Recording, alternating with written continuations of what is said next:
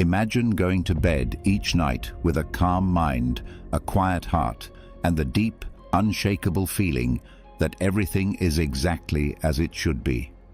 Imagine closing your eyes, not with worry, but with peace. Now be honest. How many nights have you tossed and turned, replaying conversations, fearing tomorrow, or feeling like your brain just won't shut up? The way you end your day defines how well you sleep, and how you sleep shapes everything else.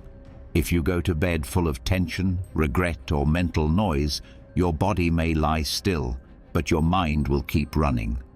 But if you end your day like a Stoic, with clarity, reflection, and acceptance, then your sleep becomes more than rest. It becomes transformation. Tonight, you're going to discover the ancient Stoic tools that will help you sleep like a sage. These aren't ordinary meditations.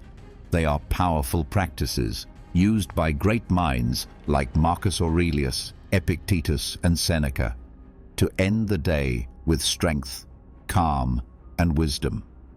You'll learn how to let go of stress, release control, and face the night with peace instead of pressure.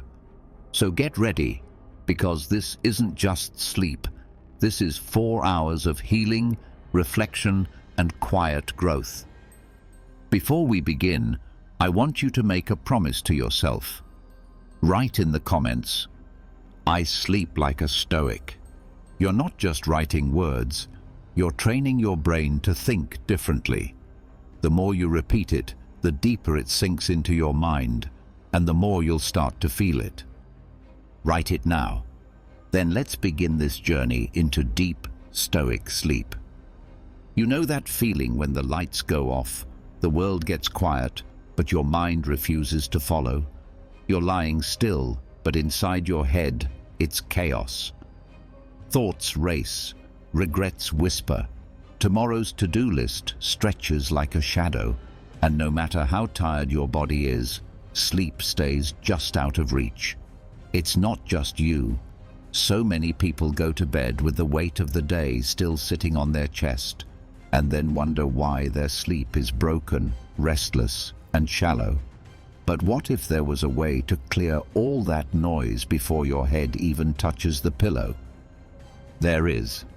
And it begins not with a pill or a podcast or some fancy breathing hack, but with a simple tool that goes back almost 2,000 years. A quiet conversation with yourself. Epictetus, one of the great Stoic minds of ancient Rome, didn't just teach people how to think. He taught them how to live. And part of living well, according to him, meant ending each day with a kind of cleansing. Not physical, but emotional. Not loud, but honest. He believed in using nighttime to face your thoughts, not to fight them, but to organize them. Just like you wouldn't go to sleep in a dirty room, he wouldn't let the mind rest while it was still cluttered. This process, often overlooked in modern life, is what we now call reflective journaling. But for Epictetus, it was something deeper.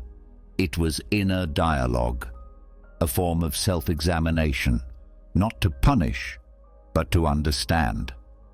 The purpose wasn't to fix everything in one night.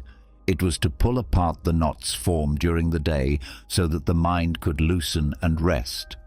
The best time to do this is in the quiet moments before sleep, not with loud music playing, not with your phone glowing in your face, just you, a pen, and your thoughts.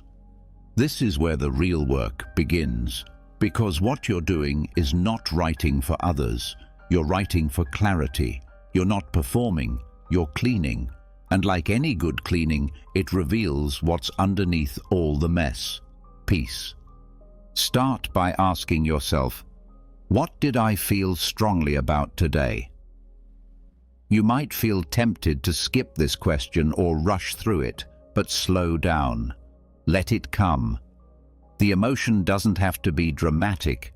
It could be a small irritation, a quiet disappointment, or even a moment of joy. What matters is naming it. Because emotions that stay unnamed turn into tension. And tension doesn't go away on its own.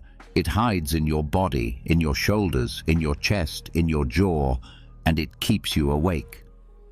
When you name how you felt, you take away its power to hide. And this is key. Epictetus believed that clarity gives us freedom. You can't control feelings that you haven't acknowledged. But once they're on paper, they're outside of you. You can look at them with space, and space is where calm lives. Now that you've named the feeling, the next step is to go deeper. Ask, was this feeling useful? Not in a judgmental way, but with honest curiosity. Maybe anger showed up when someone cut you off in traffic. Maybe you felt ashamed after saying something wrong. Maybe you felt anxious over something you couldn't control. Instead of pretending those feelings didn't exist or drowning in them, look at them like a teacher would. What did this emotion try to tell you? Was it trying to protect you? Was it based on truth or assumption? This part is uncomfortable at first because it forces you to slow down and face yourself. But discomfort isn't danger. It's a signal. And the more often you do this, the easier it becomes to spot the patterns, those emotional loops that play over and over in your mind. When you spot them, you take their script away. You become the one writing your reactions, not just reacting to everything that happens. There's another layer Epictetus invites us into: expectations. These are quiet, sneaky things that often go unnoticed, but they drive much of our suffering. You expected someone to text you back, and they didn't. You expected today to go a certain way, and it didn't. You expected yourself to be better, faster, more in control, and you weren't. And now here you are, lying in bed, angry or disappointed, not because of what happened, but because of what you thought should happen. The Stoics were experts at separating events from expectations. They knew the world doesn't owe us comfort or convenience, but still, our modern minds fall into this trap all the time. So, as part of your nightly reflection, ask, where did I expect something that was never promised to me? That question alone can remove half the weight from your chest, because you'll start to realize how much of your suffering came not from reality, but from fantasy. And this isn't about blaming yourself. It's about releasing yourself. When you catch an unrealistic expectation, you don't need to scold yourself. You simply correct course, like a sailor adjusting the sails when the wind shifts. You say, I see now, I expected too much. And with that simple insight, you let go of disappointment.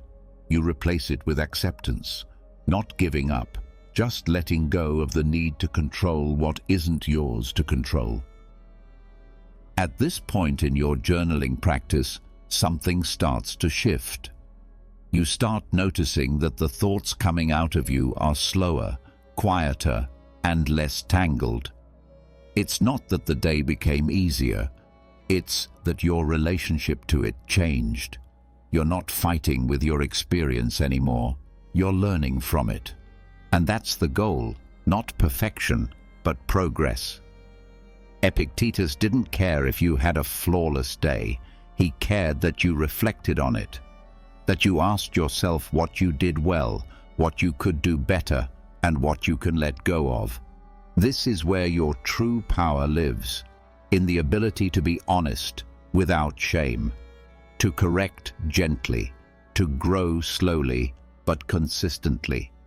There's one more layer to this practice, and it's the one most people skip: self-forgiveness. You can do all the reflection in the world, but if you end the day with guilt sitting in your chest, sleep won't come easily. Epictetus believed in responsibility, yes, but he also believed in compassion, not the soft, empty kind, but the strong kind, the kind that looks yourself in the mirror and says, I fell short, but I won't carry this forever. When you reach this part of your nightly reflection, take a breath. Reread what you wrote. Ask yourself, what can I release? And then, truly let it go. Burn the page. Close the journal. Whisper a quiet phrase of peace. Whatever it takes to signal to your mind, this chapter is done. Tomorrow is unwritten. And tonight, I deserve rest. Now, something beautiful happens. Your nervous system, once full of static, begins to slow. You're not gripping the day anymore. You're not begging for sleep. You're simply ready. The mind isn't spinning. It's grounded. You've done the work. The emotional weight has been set down, and what's left is space, open, still, and healing. This is what Stoic journaling before sleep gives you. Not just insight, not just understanding, but deep emotional release. It helps you untangle the day, not to fix it, but to stop it from following you into the night. It helps you loosen the grip on your mistakes, your fears, your unmet hopes. And in that loosened state, you fall not into sleep, but into peace. What begins as a few quiet questions becomes a ritual, one that strengthens your mind, one that frees your heart, one that prepares you for the kind of rest that actually restores you. Because when you sleep without shame, without mental noise, without unresolved tension, you don't just feel rested, you feel whole. That's the lesson Epictetus left for us. Not in a loud lecture, but in a quiet act. The decision to end each day with truth and mercy. And maybe that's exactly what we need more of. Not noise, not distraction, but honest, silent courage. The kind that faces the day, forgives it, and finally lets it go. So tonight, try it. Grab a pen, sit with your thoughts. Ask them where they came from and what they want. Don't run, don't judge. Just listen, reflect, release. And when you're done, let the stillness come. Because in that stillness, something powerful happens. You finally sleep, not just with your eyes closed, but with your soul at ease. And now that your mind has finally slowed, your thoughts laid bare, and your emotions gently sorted, something else begins to rise, quietly, subtly. It's the background hum of "what if," that low, invisible tension that follows even after the journal is closed. What if tomorrow doesn't go as planned? What if something breaks, or someone leaves, or life changes suddenly, like it sometimes does? This lingering fear doesn't shout, it whispers. But those whispers, if left unchecked, turn into anxiety that steals your rest. Even with all the reflection in the world, part of your mind is still watching the horizon, afraid of the unknown.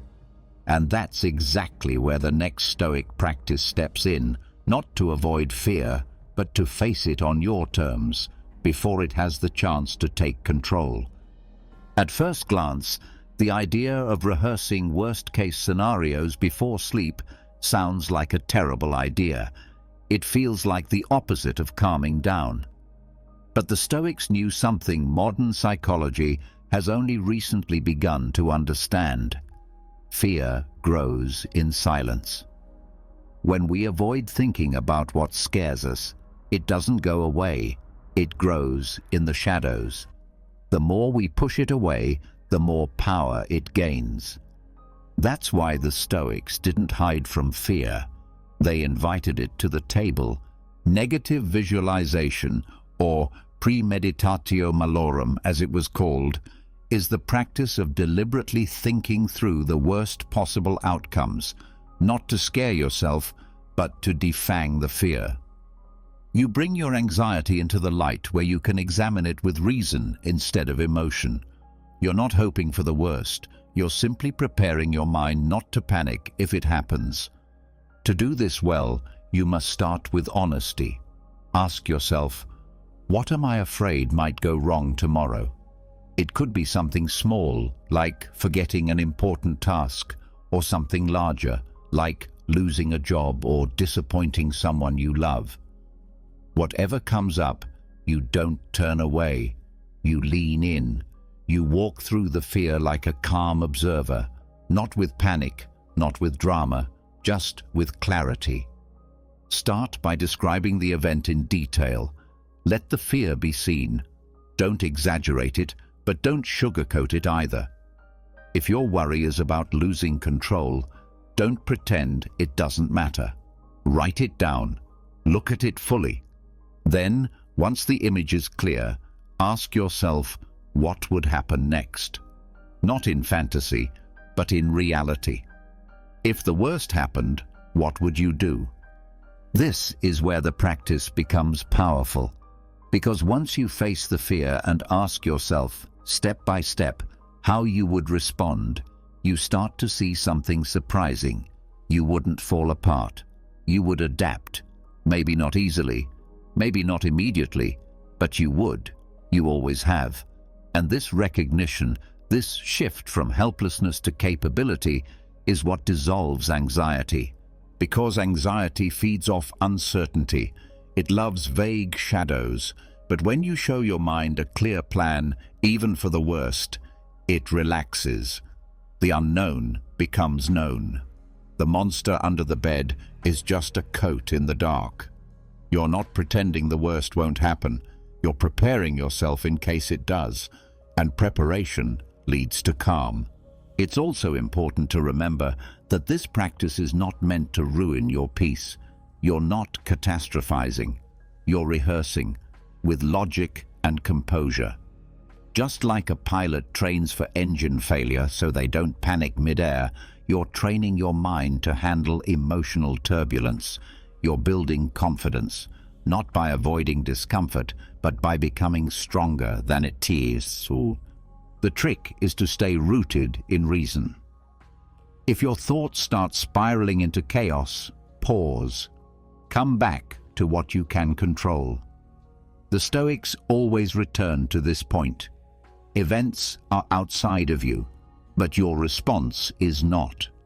If your fear is losing someone, ask what virtues you'd need to face grief. If your fear is failure, ask how you'd find courage to begin again. This is not fantasy. This is mental strength training. And there's another layer to this that most people miss. When you rehearse the worst calmly, something unexpected happens. Gratitude appears. Because after you visualize the loss of something, a relationship, a job, your health, when you return to the present moment and see that it's still here, it feels different, more valuable, less ordinary. The people in your life don't seem as annoying. The little problems don't seem as big. You stop taking things for granted, not in a forced, fake way, but in a natural, quiet way that only happens when you felt what it would be like to lose them. So this practice is not just about disarming fear, it's also about deepening appreciation. When you've rehearsed what life would be without something, you're less likely to complain about the version where it still exists. Even if imperfect, even if messy, it gives you perspective. And perspective is one of the greatest gifts you can give yourself before bed.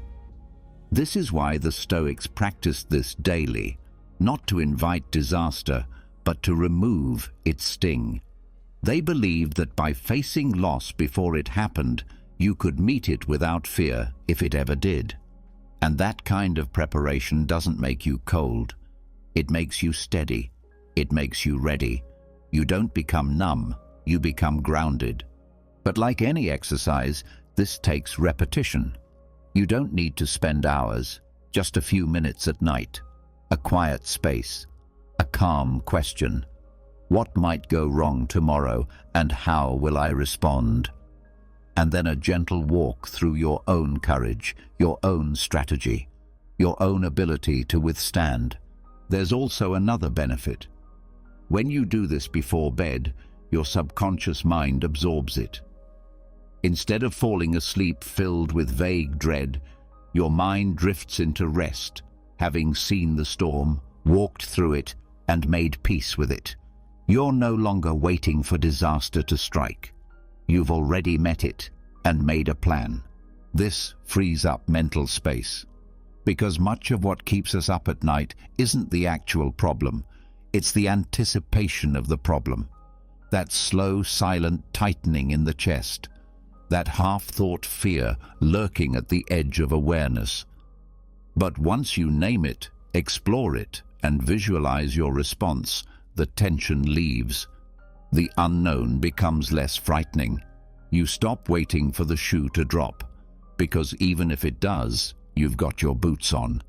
And it's not about being overly serious.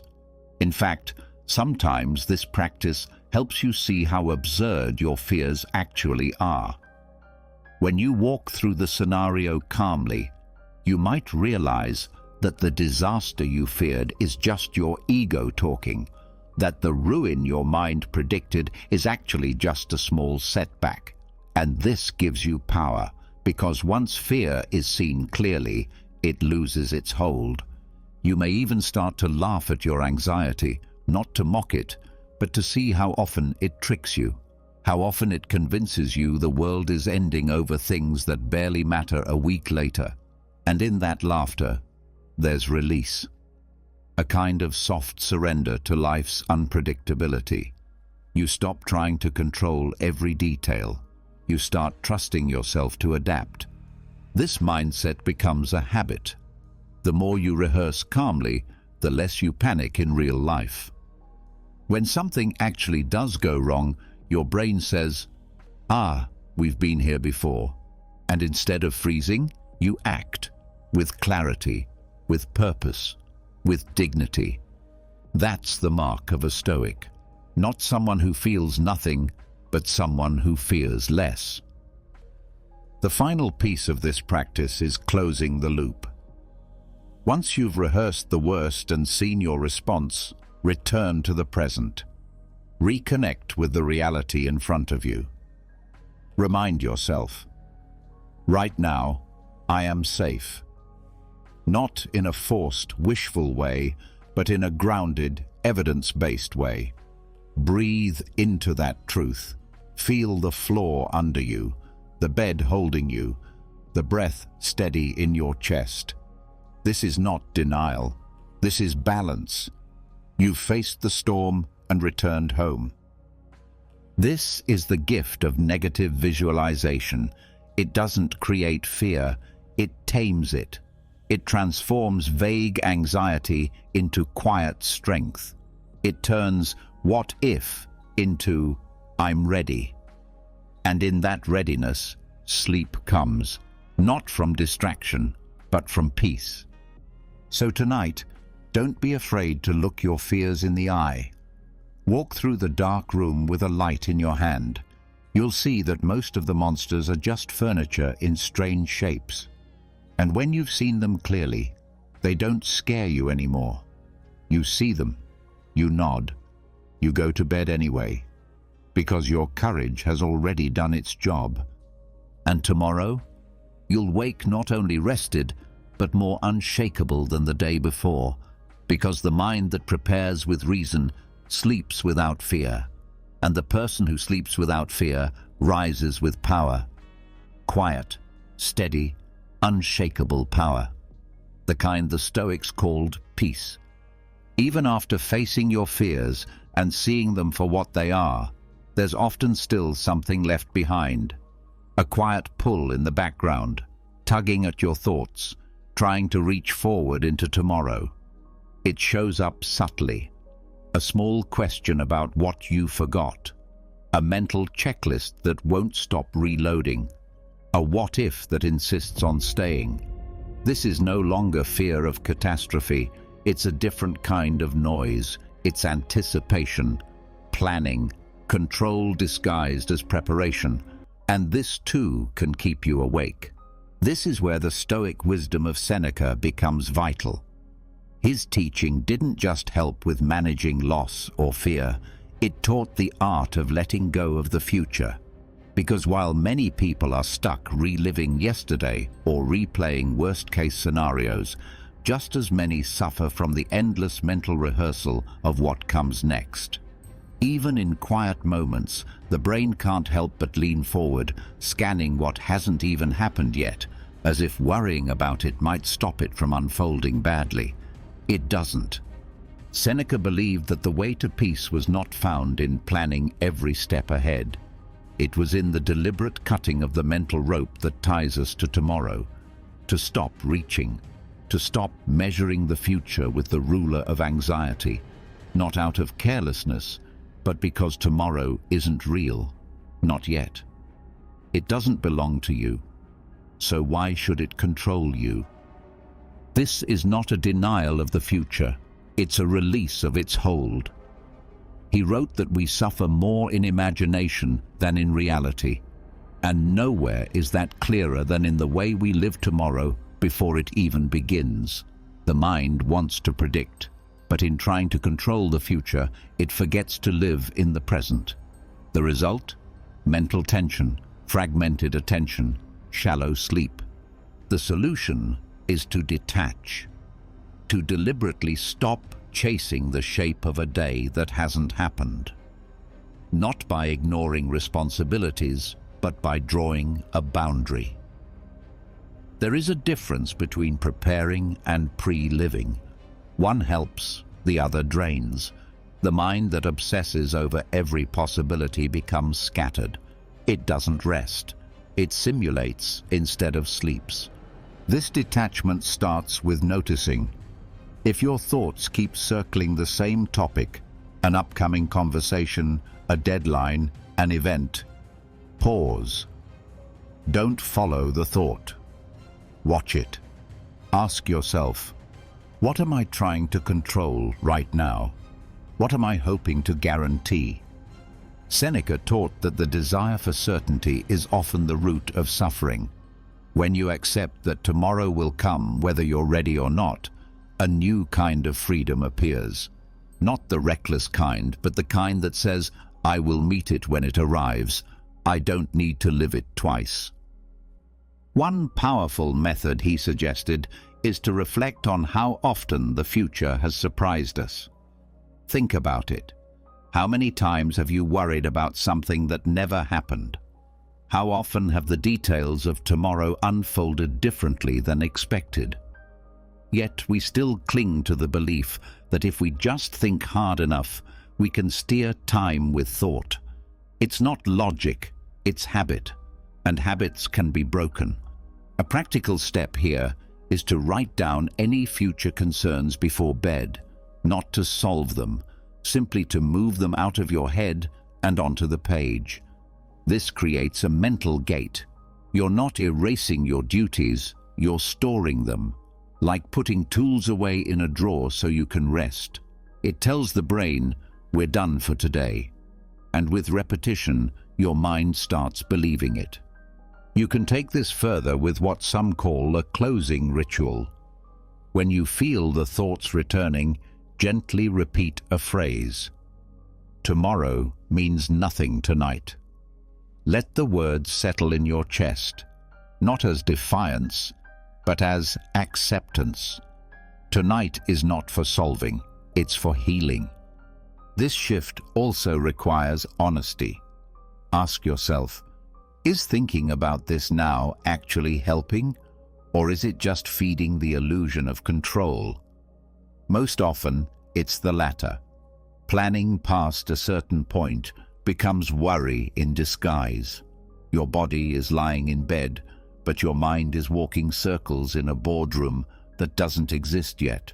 You deserve better. You deserve stillness. Detaching from the future also helps you reconnect with your physical body, because thoughts about tomorrow are almost always mental. They pull you up, out, away. But peace lives in sensation. You can't feel your breath in tomorrow. You can only feel it now. So when the mind pulls forward, the antidote is to root down. Inhale slowly. Notice the texture of the air, the rise of the chest, the softness of the blanket. Anchor yourself in presence. Seneca's advice was not to ignore reality, but to see it clearly. And reality, in this moment, is that nothing needs to be solved. You're not in that meeting yet. You're not on that phone call. You're not giving that presentation. You're lying down, eyes closed, heart beating, safe. And that truth deserves your full attention. There's also value in remembering how much power you still have when you rest. Many people resist sleep because they think stepping away from action means giving up control. But true control is found in knowing when to stop, when to say, "This is enough for today." The farmer doesn't keep digging all night to force the seeds to grow. He plants, he waters, and then he trusts. This trust is not laziness, it's wisdom. The ability to let go when letting go is what's needed most. The Stoics were not obsessed with movement. They were obsessed with meaning. And sometimes the most meaningful act is stillness. To be able to say, "I will show up when it's time, but for now, I release everything that is not now." And when you do this regularly, something changes in the way you sleep. The mind no longer feels pulled in 20 directions. There's no invisible battle happening in the background. There's no mental rehearsal draining your energy. Just the quiet, firm decision to live one day at a time, and not a moment sooner. Letting go of the future also invites deeper self-trust. Because if you're not rehearsing every detail, you're trusting your ability to respond in real time. You're not avoiding responsibility. You're owning your capacity. You're saying, "Whatever happens, I'll handle it." And that mindset doesn't make you unprepared. It makes you unshakable. There's another benefit too. Your relationships change. When you're no longer living ahead of yourself, you show up better for others. You listen more. You're present. You're not preoccupied by 1,000 future scenarios. You're there, fully, and people feel that. You become more grounded, more stable, more real. Even your body responds. Tension eases. Your nervous system slows. Hormones balance. Sleep deepens. Because when the brain stops predicting and starts resting, it signals safety. And safety is what allows the body to drop fully into rest. Seneca would say that the wise man accepts that what will come, and what won't, won't. The goal is not to manipulate fate, it's to meet it with grace. That means resting not only because you're tired, but because it's time, and trusting that your ability to act will be there when it's needed. As you develop this habit, the gap between thought and peace gets smaller. The moment you notice your brain leaning forward, you catch it. You breathe. You step back. You repeat your phrase. You return to now. It's a cycle: awareness, detachment, presence, rest. It may take practice. The mind will want to go back. It's used to running ahead. But each time you bring it back gently, you weaken the habit of future chasing. And over time, you become the kind of person who no longer lives in next week. You live here. And from here, everything becomes more manageable. Sleep becomes easier. Decisions become clearer. Life becomes quieter. This is not magic. It's discipline. The same kind Seneca practiced every evening. A mental habit. A choice to rest in what is instead of what might be. And the more often you make that choice, the more natural it becomes. So tonight, when the thoughts of tomorrow come knocking, let them pass. You don't need to open the door. You don't need to host them. Acknowledge them, smile, and return. There is nothing for you in tomorrow right now. Only silence, only breath, only this moment. And from this moment, sleep will rise. Not forced, not chased, but welcomed. because the mind no longer leans forward, it simply rests. Once the future has been set down, once the mind no longer reaches forward to control what isn't yet real, something else begins to rise quietly from beneath the stillness. A thought you may have brushed off earlier in the day, a truth we all carry but rarely hold. The day has ended, and it will never return. This night, like every night, is a closing. One chapter finished, and there is no promise of another. That's not meant to frighten, but to focus. There is a kind of clarity that only comes when you accept how temporary this all is. A clarity that wipes away trivial thoughts and leaves only what truly matters. This isn't about death in a dramatic sense. It's about presence, depth, honesty. The Stoics knew that the most powerful way to live fully was to end the day as if it were your last, not in fear, but in peace. To look at the pillow not just as a place to sleep, but as a place to surrender. This is what the Stoic sleep contract invites you to practice. Not just falling asleep, but letting go so completely that it becomes a kind of rehearsal for death, not in darkness, but in release. You offer the day back to the universe. You give thanks, not with forced smiles, but with quiet reverence for the fact that you were given another day at all. And then you allow yourself to go, not with worry about tomorrow, but with full acceptance that the work is done. No more trying, no more effort, only stillness. This mindset does something extraordinary. It removes resistance. The part of you that's always holding on, always calculating, always fearing what you might lose, finally loosens. Because there's nothing left to protect. You've made your peace, you've closed the page, you've surrendered the need to hold anything together, and in that moment, everything inside you softens. But this isn't about giving up. It's the opposite. It's about honoring your time so deeply that you end each day with intention, as if it were the final one. Not to scare yourself, but to shift your attention to what is truly valuable. The conversation you had that meant something. The moment you felt grateful.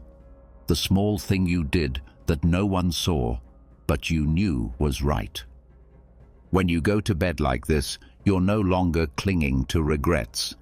You've said what needed to be said, to others, to yourself.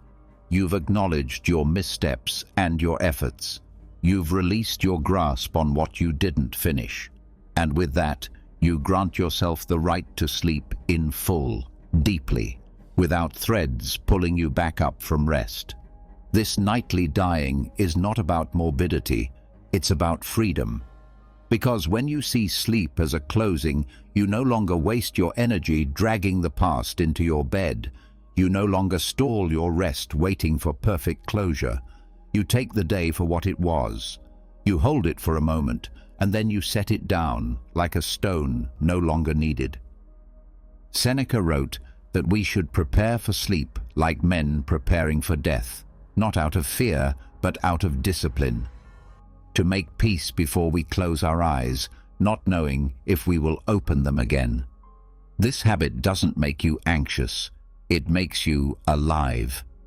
Because every night you practice this, the next morning feels like a gift. Not something owed to you, but something new, unwrapped, unpromised. And that shift changes how you live. Suddenly, you don't postpone kindness. You don't delay meaning. You don't live as if you have endless time to fix what matters. You live now, because every day becomes lighter when it begins with the awareness that it might not have come. This doesn't create dread. It gives you focus. It teaches you how to be awake while you're alive and how to let go when it's time to rest. This kind of release is difficult at first. The mind wants to rehearse, hold on, repeat. But the practice begins with a question. If this were my last night, What would I need to say? To myself, to others, to the day, not to make everything perfect, just to feel clean before you go, just to close your eyes with nothing left unsaid inside of you. Sometimes it's an apology to your own self, for the way you spoke to yourself, for the pressure you placed on your own shoulders, for the times you forgot how far you've come. And sometimes it's gratitude, for breath, for movement, for laughter, for the moments that didn't go unnoticed this time. And in these quiet acknowledgements, something deep begins to shift. You stop postponing your peace. You stop thinking that tomorrow will fix everything. You start realizing that peace isn't a result of everything being right. It's what comes when you stop demanding that it must be. This contract with sleep, with death, with surrender, doesn't need to be written. It's felt. It's renewed each night in silence, in breath, in the still moment when you let your body sink and say, if this is the end, let it be with grace. From that point, everything becomes clearer. The noise falls away. What remains is you, simple, aware, and quiet. You're no longer a character in the middle of a story. You're just a presence, a witness to the day's end, closing it not with resistance, but with reverence. And if you wake again, you start not with groaning or rushing or checking messages, but with gratitude. Quiet, grounded gratitude that says, I didn't expect this, but since I'm here again, I'll use this day well. The people who live with this mindset do not sleep more or longer, but they sleep deeper. Their rest is not an escape, it's a full exhale, because their minds are not busy performing 1,000 unfinished scripts. They've already practiced the end. They've already made peace with closure. And that brings with it the rarest kind of calm. This practice also softens fear, not just of sleep, but of life. Because when you get used to facing endings, you stop being ruled by them. You stop fearing loss. You stop thinking you need to hold everything together to feel safe. You let people be who they are. You forgive.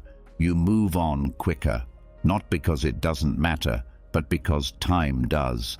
Even your dreams begin to shift. They carry less urgency. Your subconscious becomes less tangled, because you're no longer dragging old emotions and unfinished business into the night. You've addressed what you can. You've accepted what you couldn't. You've returned to stillness. And that stillness shows up in how you sleep and how you wake. This is why the Stoics practiced this, not to detach from life, but to attach more fully to what matters. They didn't see death as something to avoid. They saw it as a mirror, helping them live with more clarity, more attention, less delay. And when you carry that awareness into your nightly routine, your room becomes more than a place of sleep. It becomes a place of closure. Not dramatic, just quiet. A sacred space where you say, today was enough. Whether it was full of joy or hardship, you allow it to end. You do not bring it into the next moment. There's freedom in that. A kind of emotional maturity that doesn't chase more, but honors what is. And in that honoring, your nervous system lets go, your shoulders release, your jaw softens, your heart slows, because you're not being chased by the unfinished anymore. You're ready, not just to sleep, but to surrender, not just to rest, but to let go. And this, more than anything else, is what gives you depth. You become someone who can face what most run from, who can end a day not by dragging it forward, but by closing it with presence. You become someone who lives more fully by sleeping more peacefully, and that is the mark of a wise soul. The Stoics knew that we are not guaranteed a single moment beyond this one. But that's not a reason to panic. It's a reason to love harder, to waste less, to be kind sooner, and to rest more deeply. Because sleep, when approached like this, becomes something else entirely. It becomes a nightly return to what's real. And if tonight is your last night, let it be one where you felt peace, one where you needed nothing more, one where you gave thanks, released the day, and met the dark with open hands. And if it's not your last, then tomorrow is a bonus, a new beginning, one you won't take for granted because you didn't assume it was coming. You earned it. You welcomed it. So now, close your eyes. You've done enough. Release your grip. Let the day fade. Let the night hold you, without fear, without force. Because this day has ended, and so you rest. After letting go of the day as if it were your last, something even deeper becomes possible. The kind of peace that doesn't just release control but welcomes everything exactly as it was. No edits, no rewrites, just pure, full-hearted acceptance. Not tolerating the past, but loving it. Not just saying, "This is enough," but whispering, "This was meant to be." That shift, small as it may seem, is the gateway to something the Stoics called amor fati, love of fate.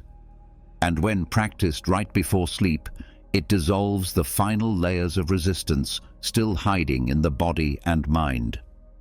There's a part of us, even after journaling, facing fears, releasing expectations, and rehearsing endings, that still holds on to the idea that things should have gone differently. We think certain conversations should have ended another way, that our efforts should have been rewarded, that we shouldn't have been misunderstood, delayed, overlooked, or hurt. We may not say it out loud, but we carry it. Quiet tension in the background of our minds. This quiet resistance becomes the final barrier to peace. Not because we are weak or ungrateful, but because deep down we want life to follow our design. The Stoics saw this clearly. That much of human suffering is not about what happens. It's about the belief that it should have happened some other way. Amor fati is the practice of ending that argument, not by force, but by reorienting your view. It's choosing to say, not only do I accept this day, I welcome it. Even the things you wish had gone differently, even the moments that didn't feel fair, even the pain. You take it all, not just because you have no choice, but because each part was a piece of something bigger, your growth, your strength, your path. To begin this practice, start by looking back over the day with a different lens. Not through disappointment, but through curiosity. Ask yourself, what if this happened for me, not to me? Not as a cliché, but as a real question. What if that delay protected you from something else? What if that failure revealed where you still need growth? What if that difficult moment was part of the lesson you didn't know you needed yet? You'll start to see something. The narrative changes. The same events, seen from a different posture, start to feel lighter. Because they're no longer mistakes, they're building blocks. And in that realization, the body begins to soften. The nervous system stops defending, because it no longer sees the day as something that attacked you. It sees the day as a teacher. Loving fate doesn't mean you wanted every detail to happen. It means you see the value in it, even if it came wrapped in discomfort. It means you trust that life isn't random, that there's meaning, even in the things you didn't plan. This is a radical kind of surrender. It's not about stepping away from life. It's about stepping fully into it, with open arms, saying, "This day, with all its mess and beauty, was mine, and I wouldn't trade it, not if it's what brought me here. When this mindset becomes a nightly habit, something begins to shift in your core. You stop resisting reality. You stop editing your life like a script that needs constant rewriting. You live fully in the version you were given, and your relationship to peace becomes much more honest. You're not calm because everything went your way. You're calm because you stopped needing it to. This does not make you passive. In fact, it makes you more powerful. Because when you stop spending your energy arguing with reality, you gain clarity. You act with cleaner motives. You stop trying to fix what doesn't need fixing, and you start focusing on how to respond to what's in front of you, not out of frustration, but with purpose. Even your relationship with sleep improves, because sleep is, by nature, uncertain. You never really control when it comes, how long it lasts, or what your dreams will show you. You surrender to it. But most people don't really surrender. They try to force sleep, just like they try to force life. Amor Fati teaches you to let go, not just of your day, but of the outcome of your night. Whether you rest deeply or not, you've already won, because you've made peace with what is. This removes the hidden pressure from rest. You no longer lie down thinking, "I need to fall asleep now, or tomorrow will be ruined." You lie down thinking, "Whatever happens, I'll face it with strength. And if I wake in the night, that too is part of the experience I've been given." This mindset works in layers. It starts with your past, what you've lived. Then it touches the present, where you are. And then it reaches into the future, not with demand, but with welcome. Because when you love fate, you no longer fear what's coming. You trust that it will shape you, just like everything before it has. Even in pain, this mindset brings dignity. It doesn't erase the hurt, but it places it in context. You stop seeing it as punishment. You see it as refinement. That mindset allows you to rest in the middle of struggle, not because the pain is gone, but because your posture toward it has changed. This creates a more resilient kind of peace, a deeper kind of strength. You don't just bounce back after hardship, you carry something from it. Insight, compassion, wisdom. That's what loving fate gives you. It turns your whole life into material for growth, and that gives every moment meaning. Before bed, this practice becomes a kind of closing prayer, not to a god necessarily, but to life itself, a quiet acknowledgement. I accept this day. I needed this day, even the hard parts, especially the hard parts. And then you allow that thought to settle into your body. Let it sit in your chest. Let your breath wrap around it. You may even whisper it again, Amor Fati.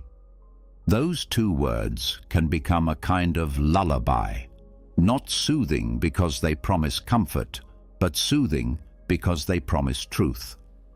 They remind you that you don't need to control life to love it. You don't need to understand it all to rest. You just need to stop resisting what's already here. And in that non-resistance, the deepest kind of sleep becomes possible. Not shallow escape, but full surrender. A rest that comes not from exhaustion, but from alignment. Because your mind, your heart, and your body are finally pointed in the same direction. Yes. Yes to the day, yes to the unknown, yes to the discomfort, yes to the joy, yes to all of it. That is Amor Fati. That is the medicine. And over time, this practice doesn't just change how you sleep. It changes how you live. You stop waiting for life to become easier. You stop postponing peace until circumstances improve. You meet the moment as it is, and you bring your full self to it, not just when it's pleasant, but always. You also begin to notice that judgment fades, not just toward yourself, but toward others, because when you love your own fate, you stop resenting the fate of others. You realize that everyone is being shaped by life in ways you can't see. And that realization makes room for compassion. You speak softer, you interrupt less, you listen more. You also get better at adjusting when plans shift. Instead of frustration, you adapt. Instead of clinging, you pivot. Because you're no longer operating from a place of, this must go my way. You're operating from, this is the way. And that mindset clears your path of unnecessary friction. Even the act of waking changes. You don't open your eyes already planning the next win. You start with a kind of sacred pause. A recognition. This morning wasn't promised, but it's here, so I will show up. And that attitude shapes your entire rhythm. Your pace slows, your attention sharpens. You begin to experience more than you rush through. Because when you love your fate, you love your moments. You see them as rare. You stop asking for more and start using what you have. And in doing so, you become someone others feel calm around. Not because your life is perfect, but because you're not at war with it. This is what the Stoics wanted for us. Not a life without pain, not a mind without thought, but a heart that stops resisting reality long enough to receive it, to truly absorb it, and to say, even in the midst of chaos, this too is mine.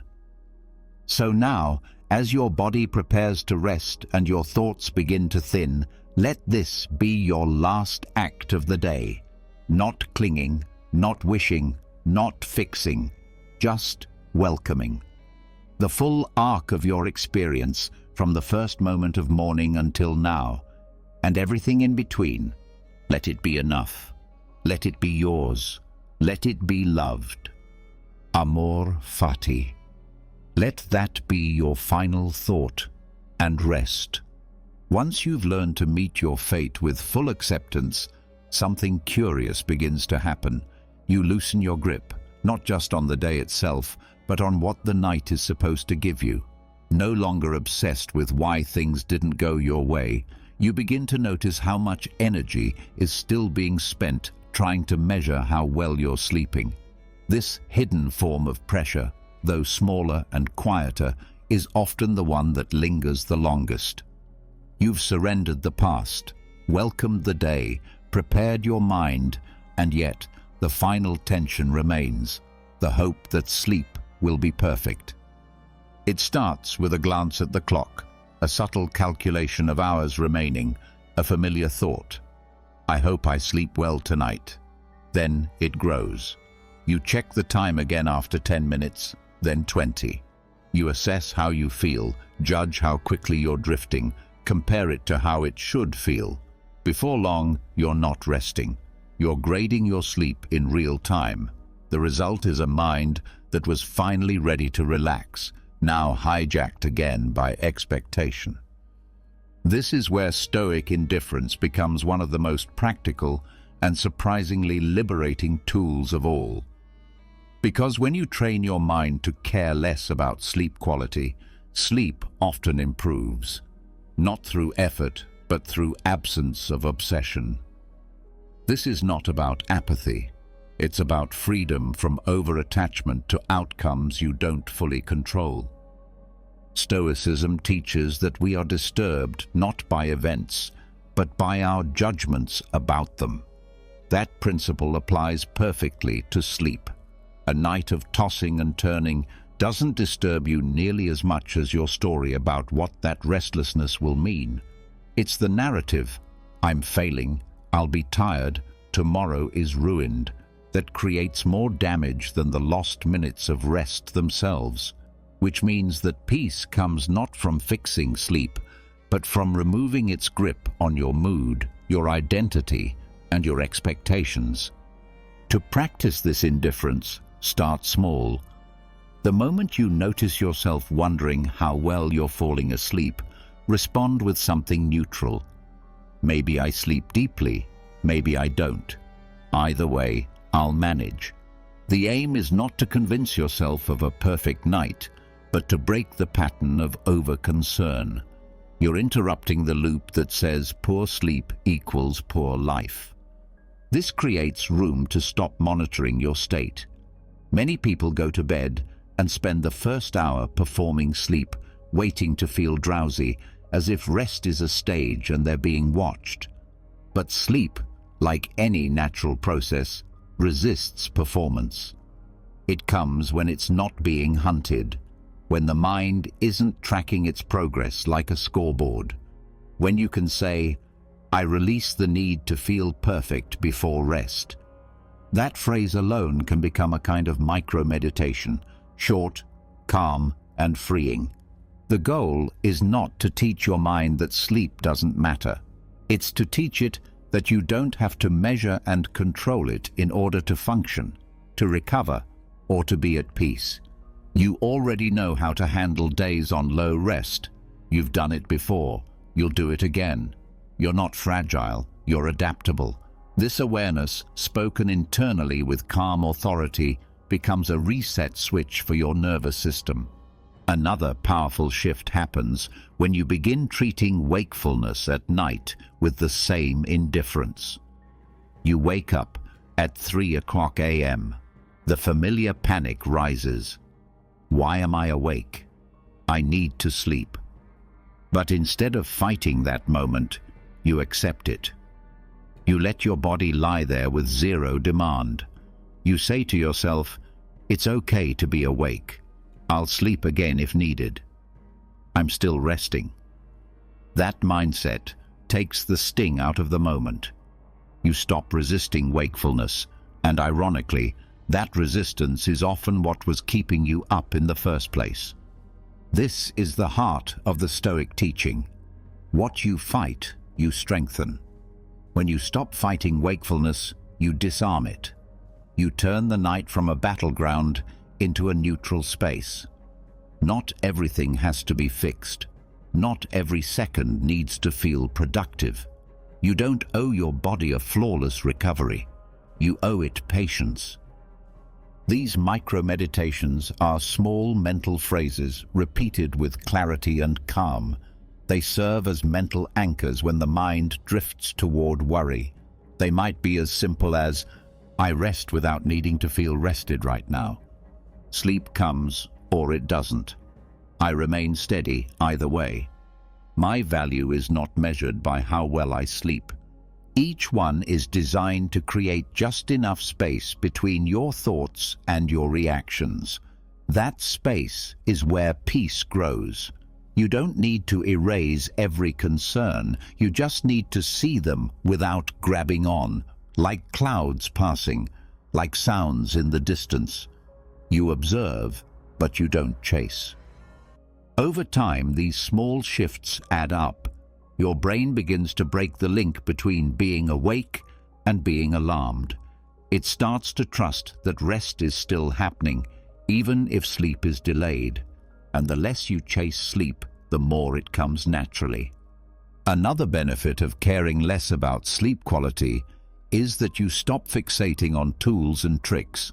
You realize that true rest isn't found in perfectly timed supplements, apps, or rituals.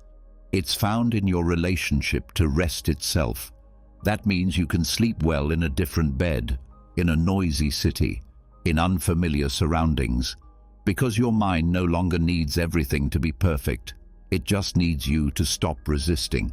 You also start to develop resilience, the kind of mental toughness that says, even on poor sleep, I will not collapse. That inner voice, calm but firm, tells your body it is not in danger. It tells your nervous system that it is safe. That message alone, repeated gently but consistently, becomes your new foundation for sleep. Not control, but trust. You begin to see the night differently, no longer as something you must master, but as something you share with nature. You don't rush the sun to rise. You don't order the moon to shine. You simply participate in the rhythm. That mindset moves you from force into flow. Even on difficult nights, your inner commentary changes. Instead of, "I'll be ruined tomorrow," you say, "I'll move slower, and that's fine." Instead of, "Why can't I sleep?"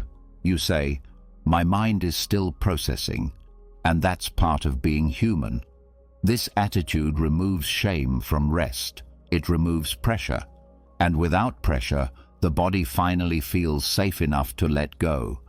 You become someone who no longer walks into the bedroom bracing for a fight. You walk in with neutrality, with openness. If sleep comes quickly, that's welcome. If it doesn't, that's accepted. Either way, you're okay. There's even value in nights where rest is thin, because those are the nights where your practice is tested. Not in theory, but in real time. You get to prove to yourself that your peace doesn't depend on everything going smoothly. That kind of proof stays with you. It's stored in your bones. It makes you stronger, not because you fought harder, but because you allowed yourself to stop fighting. In many ways, this is the ultimate Stoic practice. To approach something as personal and essential as sleep with both effort and detachment. You set up your environment. You lower the lights. You wind down. And then you let go. You stop needing a specific result. You stop bargaining. You stop performing. You simply lie down and let the night take its course. This makes room for gentleness. You start speaking to yourself not like a drill sergeant, but like a guide. Calm, firm, patient. You say, "I'm here. I'm resting. That's enough." And even if your eyes stay open longer than you want, you stop believing that this is a failure. It's not. It's simply what is. And what is always enough. The deeper you go into this practice, the more you notice how rest sneaks up on you. You wake the next morning surprised to find that you drifted, not because you tried harder, but because you stopped trying. You finally let the body do what it's always known how to do. And in that space, trust replaces tension. And where there is trust, sleep follows. This kind of peace doesn't show up overnight, but it begins the moment you stop measuring rest like a task to complete. The moment you stop needing to feel a certain way in order to approve of yourself. The moment you start saying, "However this night unfolds, I remain steady." And so tonight, release the grip. Step out of judgment. Let your rest be imperfect, if that's what it needs to be. Say the words gently to yourself. "I no longer chase sleep. I allow it." That simple phrase, spoken not as a trick, but as truth, opens the door. And when the door is open, rest doesn't have to be summoned. It arrives, quiet, slow, and real. After letting go of expectations about sleep and softening the grip on outcome, your body begins to notice something subtle yet powerful. It's not just thoughts that keep you awake, but the way your breath follows them. Shallow, tight, rushed. The breath mirrors the mind. Even when you think you're calm, your chest might still be holding on. A slight tension, a protective reflex, a leftover signal from earlier stress. The nervous system remembers what the mind pretends to forget. And if the breath never settles, neither will you. This is where breath becomes more than oxygen. It becomes medicine. Not from a bottle, but from within. The Stoics knew this long before modern science confirmed it. They didn't speak of lungs or vagus nerves, but they understood how the body could shape the mind. Zeno, the founder of Stoicism, trained his disciples not just in logic or ethics, but in physical control, restraint, endurance, stillness in movement. Breath was central to this. They understood that how you breathe changes how you live.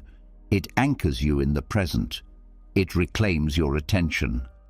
It's the only part of your autonomic system you can take back at will, and when harnessed with care, it becomes a quiet force that leads the rest of you toward rest. Slowly, steadily, deeply. Zeno's approach wasn't flashy. It was controlled, deliberate, firm, without being forceful. In a world of chaos, he taught stillness through rhythm. This rhythm can be returned to at night, especially in the moments when your mind wants to wander or your chest feels tight. Instead of trying to quiet the thoughts, you slow the breath, and the thoughts follow. The method is simple, but not shallow. You breathe in through the nose for 4 counts, hold for 7, exhale slowly for 8. This creates a physiological response, a drop in heart rate, a calming of the adrenal system. But it's not just biology, it's ritual. A statement of control, not over the outside world, but over your inner state. It's you saying, I decide how I meet this night. As you begin, do not try to perfect it. The point isn't to hit exact numbers, it's to stay with the breath longer than the thought. The mind will pull, the body may resist. That's expected. Endurance was Zeno's lesson, not in pushing through, but in staying steady, breath after breath, no judgment, no rush. You inhale slowly, not just to bring in air, but to bring in presence, to connect to what is real right now, to feel the lungs expand, to stretch the ribs. You pause, not to hold tension, but to settle into stillness. This pause is a sacred space between intention and surrender. Then you exhale even slower, as if releasing the weight of the day, little by little, molecule by molecule. Every breath out is a decision to loosen your grip on everything you no longer need to carry. In this rhythm, you begin to notice things, how much you were holding, how fast you were thinking, how tight your shoulders had become. The breath brings awareness, not through effort, but through presence. You are no longer analyzing the day, you are participating in the moment, fully, simply. The longer you stay with the breath, the more you teach your nervous system that it is safe, not because everything is perfect, but because you are no longer resisting. Safety, in this context, is not a guarantee, it's a message, and breath is the messenger.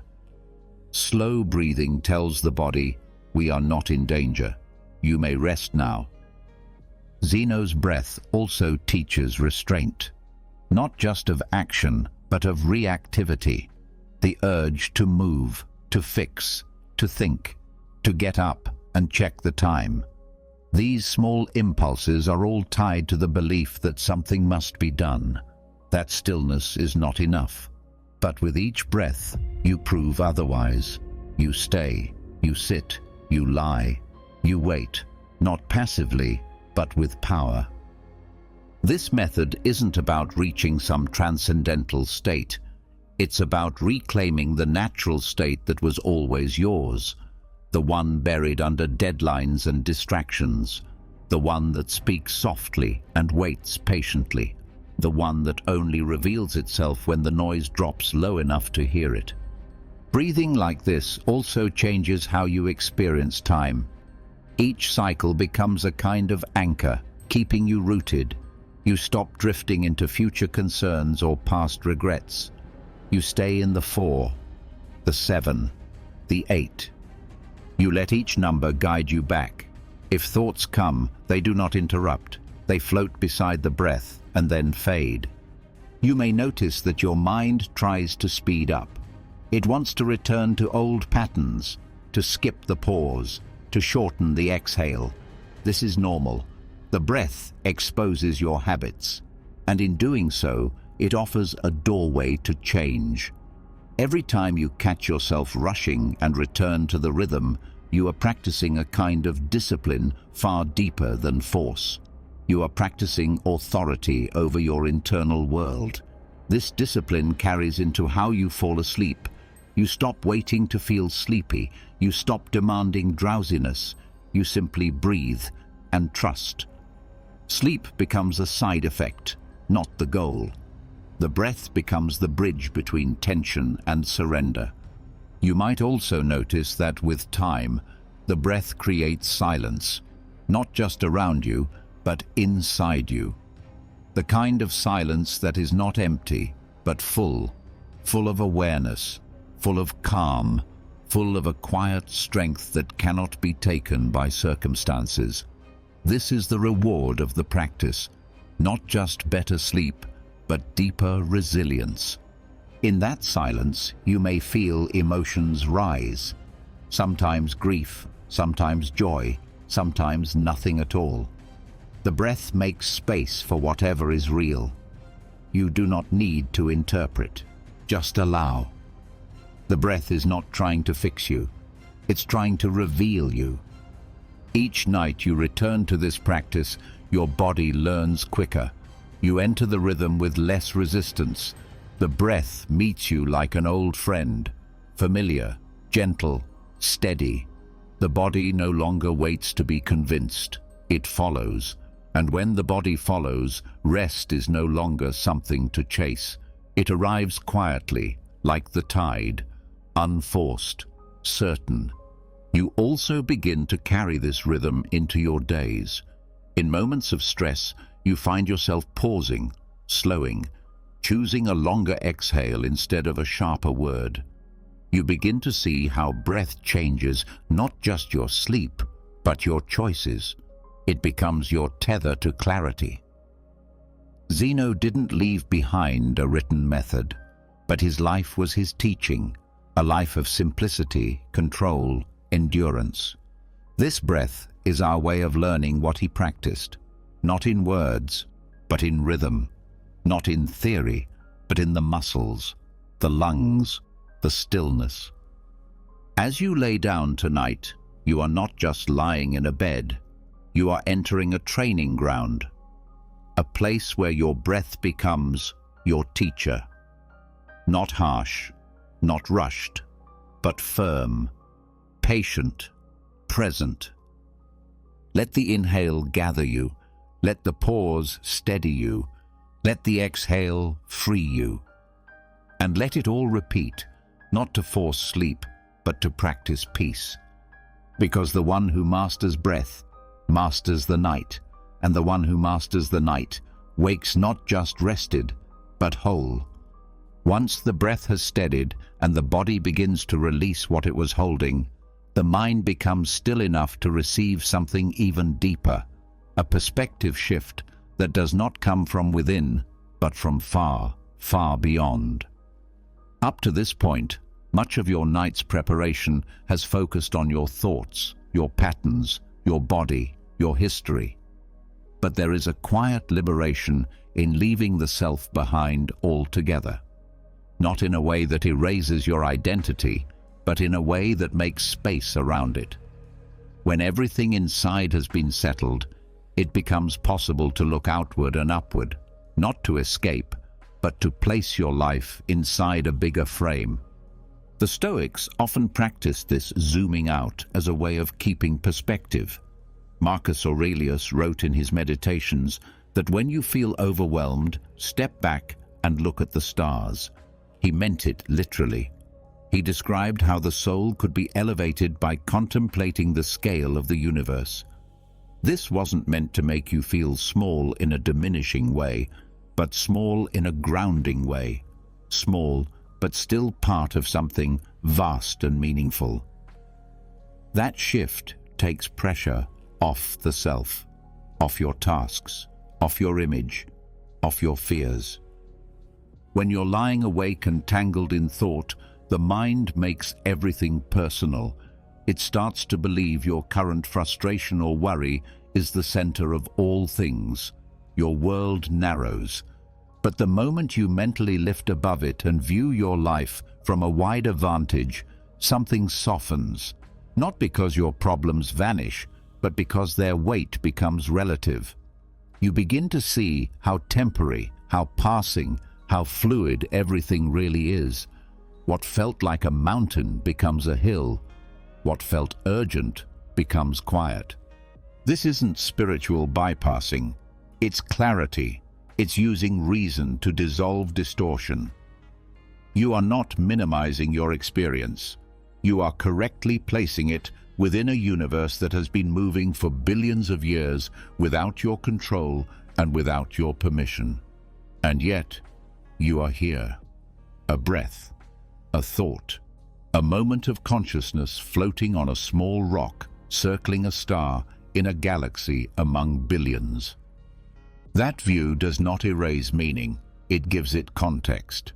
And from context, peace begins to grow. When you contemplate the cosmos before sleep, you are not looking for answers. You're not searching for significance. You are simply surrendering your need to grasp it all. The stars do not ask to be understood. They do not demand urgency. They just are. And so are you. This alignment between your smallness and the universe's vastness becomes a balm for the part of you that feels overwhelmed by your own story. This practice can begin with a single question. Where am I really? Not in terms of geography, but in terms of position in time and space.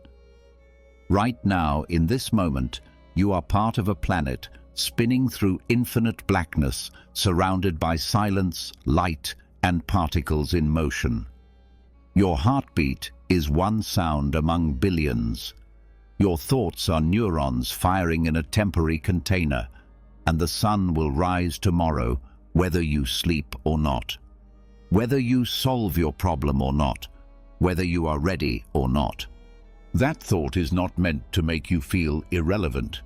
It's meant to free you from unnecessary weight. You are not here to carry the universe on your back. You are a piece of it.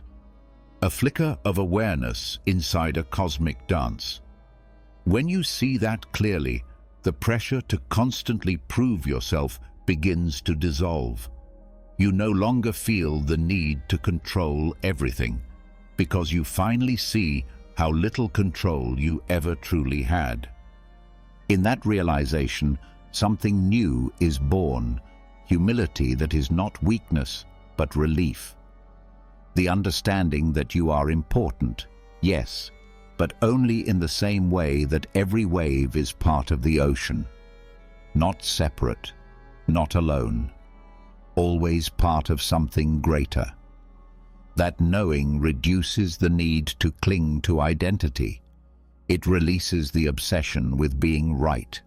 It allows the mind to rest, not because everything is resolved, but because the mind no longer needs to hold it all so tightly.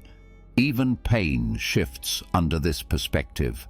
Emotional wounds, setbacks, and disappointments lose their ability to dominate your field of view. Not because they stop mattering, but because you are now seeing them with more sky around them. The heartbreak no longer defines you. The loss no longer crushes you.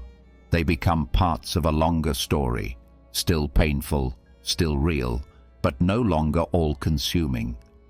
This cosmic lens also softens fear, especially the fear of death, which lives beneath many of our restless thoughts. When you regularly contemplate the stars, death no longer feels like a failure or a punishment. It becomes a return, a dissolving into the same matter that once formed stars and rivers and trees. You see how everything recycles, how nothing truly ends, only transforms. That kind of acceptance is not philosophical, it's practical. It teaches your body to stop resisting the natural flow of time. And when you lie in bed with this mindset, your room becomes something more than a place to sleep. It becomes a temple of stillness, a place where your problems shrink, not because they vanish, but because they are held in proper scale. You are not ignoring anything. you are putting space around everything. And in that space, there is breath, there is rest. You may find it helpful to visualize the earth from above, not as an escape, but as a grounding practice. Begin from the room you are in, then pull back to your building, then your city, your region, your country, the globe. Then out further, past the orbit of the moon, past the sun, past the solar system. And still your breath continues. A single, fragile human experience suspended in a vast web of unknowns. And yet, here you are, alive, feeling, thinking, resting. This scale of awareness has a strange effect. It returns you to the present. Not because the present suddenly becomes more exciting, but because it becomes all there is. Your next breath becomes meaningful again, the temperature on your skin, the sound in the background. They stop being background. They become real again. When you think in terms of the cosmos, your goals and worries begin to shift. You start focusing less on how to impress and more on how to align. Less on legacy, more on sincerity. You start asking different questions, not how much can I achieve, but how well can I love? Not how can I win, but how can I belong? That shift lowers your defenses. It also silences the ego. This change also alters how you relate to others. You begin to see their struggles, their fears, their mistakes, as part of the same human fragility you carry. You become more forgiving, less reactive, because you understand that we are all just passing through, brief visitors trying to find peace in a world that was never fully ours. You also become more sensitive to beauty, not just in art or nature, but in moments. The kind you might otherwise miss if you were stuck in your head. A glance, a breath, a stretch, a silence. These things stop being filler. They become sacred. Because in the vastness of time, these are the things you'll remember. Not your schedule, but your presence. Not your reputation, but your experience. This nightly contemplation is not meant to replace practical reflection. It is meant to support it, to give your day a resting place, to bring perspective to the effort. You are not abandoning responsibility. You are removing urgency. You are saying, I did what I could today, and now I return to the cosmos where I belong. This is not poetic. It is biological. It is mental hygiene for the soul, because your brain cannot rest when it thinks it must do everything. But when you place yourself inside a greater context, your system calms, the pressure lowers, the sleep deepens. This is how the Stoics fell asleep, not through entertainment or exhaustion, but through alignment. They allowed the sky to remind them who they were, not nothing, but not everything. Just a piece, just enough. And so now, let your breath settle again. Let your awareness drift upward. Let the mind open wide enough to hold the sky. Let your problems dissolve, not disappear, but reduce into something manageable, something temporary. And let the silence of space hold you, not as something distant, but as something you've always been part of. You are not alone. You are not broken. You are not late. You are here, and that is enough. When the mind has touched the stars and returned, something unexpected begins to settle inside, a kind of silence that doesn't come from distraction or exhaustion, but from perspective. And yet, even in the softness of that cosmic view, something remains. The day itself, the conversations, the frustrations, the conflicts, the responsibilities. They still live in the body, in the muscles, in the breath. While your awareness may have expanded, the imprint of daily life still lingers. What you carry into the night doesn't only come from above, It comes from what you walk through on the ground. This is where Stoic practice becomes deeply personal and profoundly practical. It's not about escaping your stress. It's about transforming how you relate to it. Every single challenge you face during the day, no matter how frustrating or inconvenient, has left behind a residue. The tension is not always in the event itself, it's in your interpretation of it. If left unprocessed, it becomes friction, and that friction prevents stillness.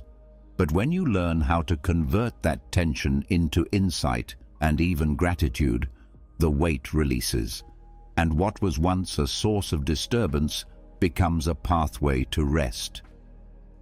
The Stoics believed that obstacles are not interruptions of life. They are life. They are the raw material of growth. Marcus Aurelius wrote, "The impediment to action advances action. What stands in the way becomes the way."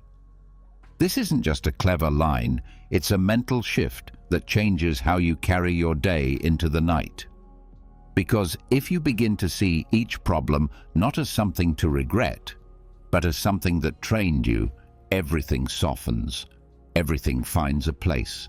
This process begins by revisiting the events of the day, not to relive them, but to reinterpret them.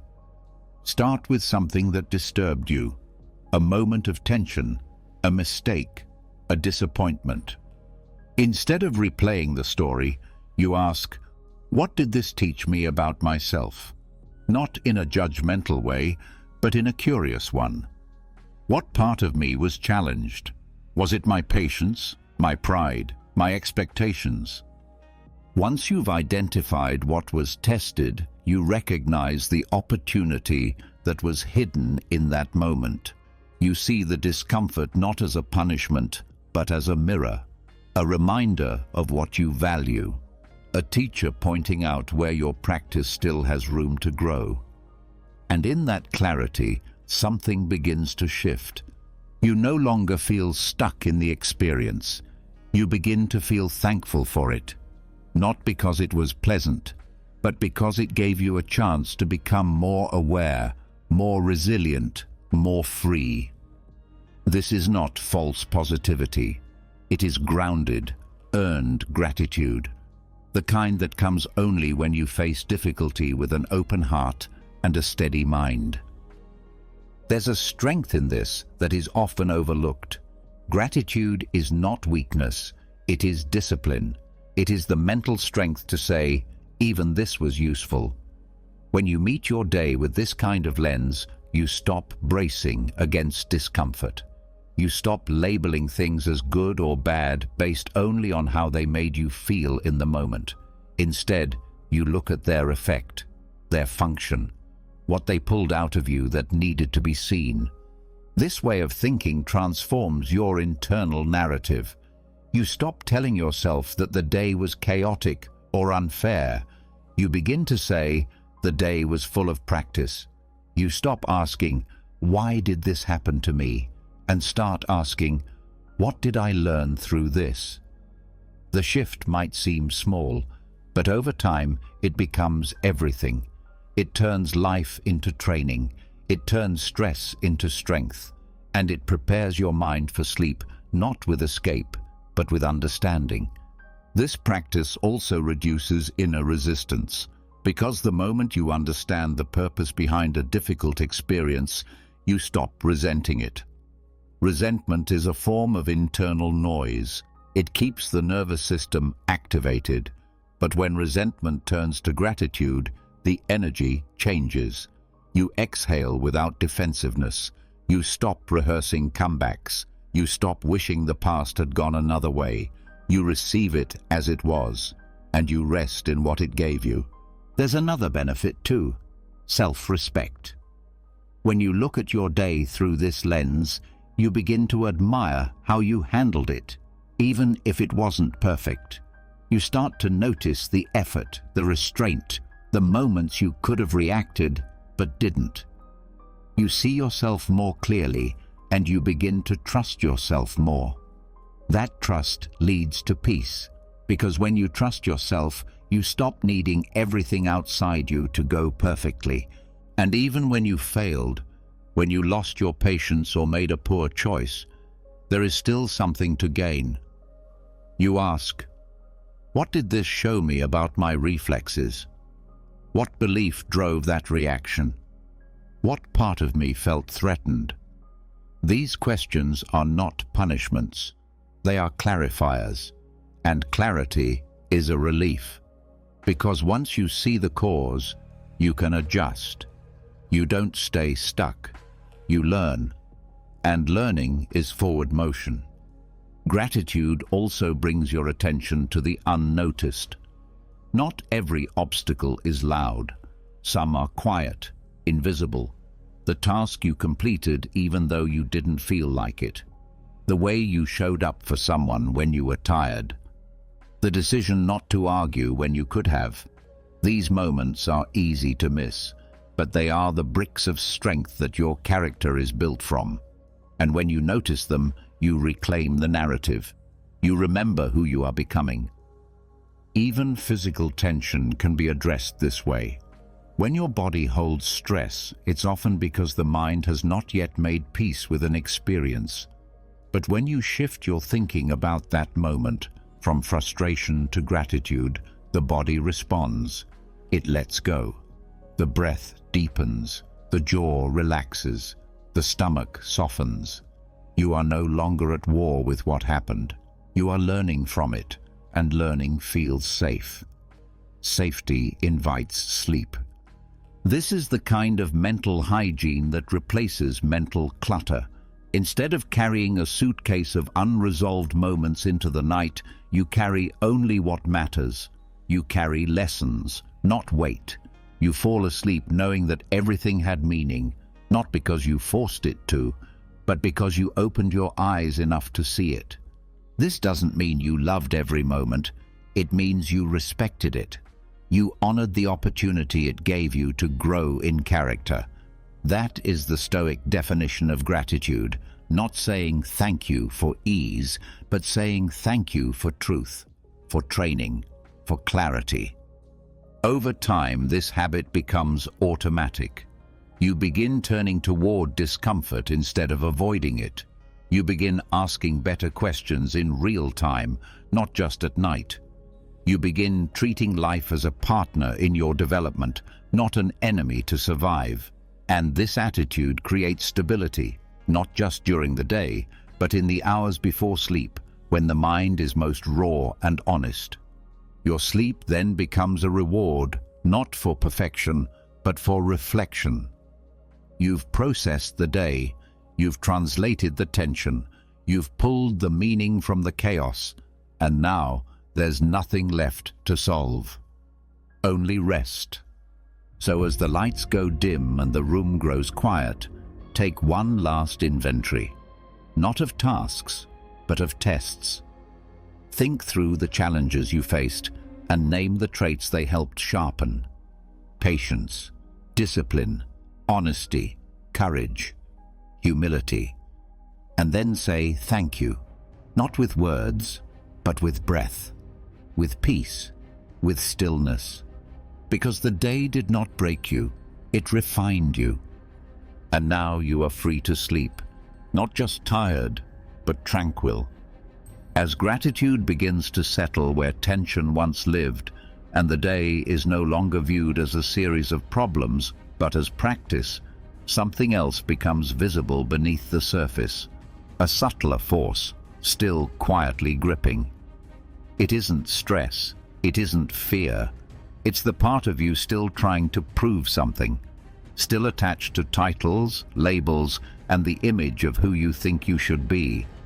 It is the part of the mind that doesn't sleep easily, even when the body is ready. It is the ego. No matter how well you manage your emotions or find meaning in your obstacles, the self-image you carry can still keep you awake. It whispers through questions like, was I enough today? Did I perform well? Did I gain approval? Did I maintain the identity I've built? These questions are rarely conscious, but they live in the body like tension and surface in the dark when no one else is watching. This attachment to identity is not just a social pattern. It is a mental habit rooted in survival. But what helps you function during the day can become a weight at night. The roles you play, parent, partner, professional, friend, are useful, but they are not you. They are costumes you wear to move through society. The problem arises when you forget that they are temporary, when you carry them into the space where none of them matter.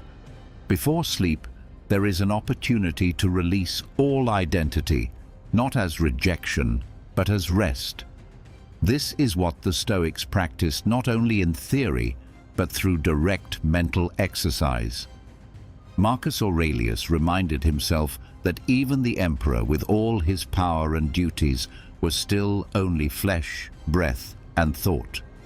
In doing so, he reduced the weight of his title, not to neglect his responsibilities, but to remind himself of his essence. He knew the value of returning to that core before sleep, where reputation and duty held no influence. Unclutching identity begins by becoming aware of how tightly you hold it. Even subtle thoughts like, "I should have done more," or "they think this of me," are signs that your ego is still active. It's not about erasing your name or abandoning your purpose. It's about loosening the grip on being someone in particular. The ego wants to be solid, consistent, praised. But the deeper part of you, the observer, doesn't need any of that. It simply exists. And existence is enough for rest. One of the ways to start this release is to ask yourself a powerful question. Who am I without my roles? Who are you without the name, the job, the story, the success, or the failure? These are things that have shaped your experience, but they are not your essence. Letting go of them, even for a few hours, returns you to stillness. Sleep doesn't care if you succeeded today. It doesn't care about your image. It asks only for surrender. This surrender isn't dramatic, it's gentle. It's practiced by noticing the thoughts that tie you back to identity and allowing them to fade. If the mind brings up your status, say silently, "That's not needed right now." If it replays a moment where your ego was bruised or boosted, say, "That too can be let go." These responses are not about shutting down the mind. They are about giving it a different task, one that supports silence over stimulation. As this habit deepens, you may begin to notice how many thoughts are based on proving, defending, or maintaining who you think you are. These thoughts are often disguised as planning or reflection, but they carry an urgency that is unnecessary before sleep. You don't need to prove anything at midnight. You don't need to be admired while your eyes are closed. Let that truth be freeing. This process also helps dismantle comparison. The ego thrives when it sees itself through others, better, worse, above, behind. But none of that survives the night. In the dark, you are simply a being in need of rest. And when comparison fades, compassion grows. You no longer see people as mirrors for your worth. You see them as fellow travelers, equal in uncertainty, equal in longing, equal in sleep. To support this release, consider a practice the Stoics quietly embraced, reducing the self to its basic nature. You are a body needing recovery, a mind needing stillness, a soul needing peace. Everything else is extra, not unimportant, but not essential in this moment. If you can return to these basics before sleep, your nervous system will follow, because the body responds not only to breath and thought, but to identity. When you stop performing, it stops protecting. This kind of identity unclutching also prepares you for aging, change, and loss. When you practice letting go of who you were during the day, you become more flexible when life asks you to shift in bigger ways. You stop clinging to status as a source of security. You begin to locate peace in something that doesn't change with titles, roles, or reputation. And that inner stability becomes the ground you sleep on, not your mattress, but your state of mind. This habit is especially useful when dealing with transitions, retirement, job loss, shifting relationships, moments where your title dissolves. If your peace has always depended on your label, sleep becomes fragile.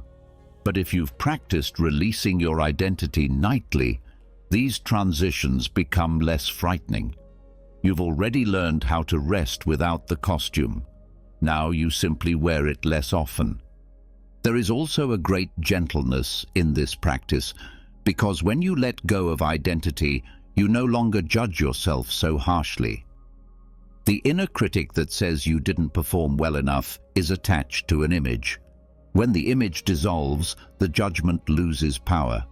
You don't need to be a perfect version of anything before resting. You only need to be honest, present, and willing to be human. One method for releasing identity is visualization. Before bed, close your eyes and mentally remove each layer: your job title, your role in relationships, your goals, even your preferences. See them fall away like garments. Beneath it all, what remains? Just awareness, just breath, just being. That is who sleeps.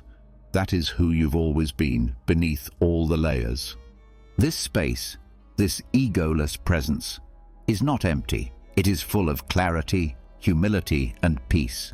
It is the part of you that isn't afraid of failure because it isn't chasing success. It isn't afraid of being misunderstood because it isn't grasping for approval. It simply is. And when that part of you lies down, sleep becomes effortless, because nothing is being held up, nothing is being protected, nothing is being projected. This doesn't mean you erase your ambition or your self-respect. It means you set them down for the night, like tools you use with care, but don't sleep with in your hands. You'll pick them up again in the morning, with less attachment and more wisdom. Over time, this kind of surrender changes how you live, not just how you sleep. You become less reactive, less defensive. You listen more, you push less, because you're no longer building your identity with every word and action.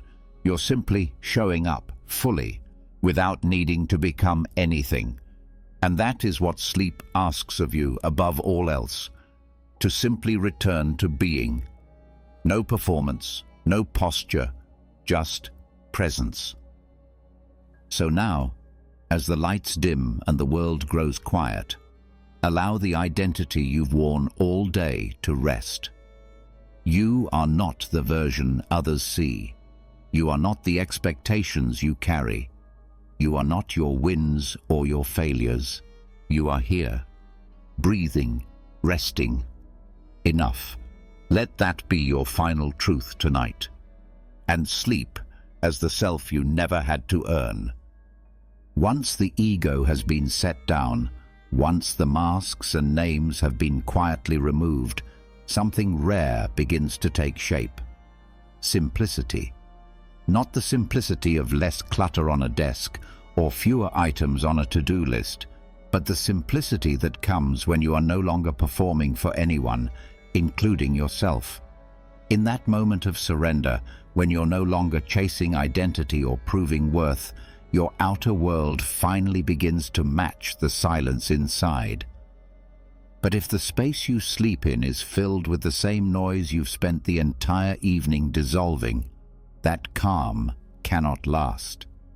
Your environment speaks to you whether you notice it or not, and the bedroom, though small and often overlooked, plays a crucial role in shaping your inner state. It either whispers peace or stirs up noise.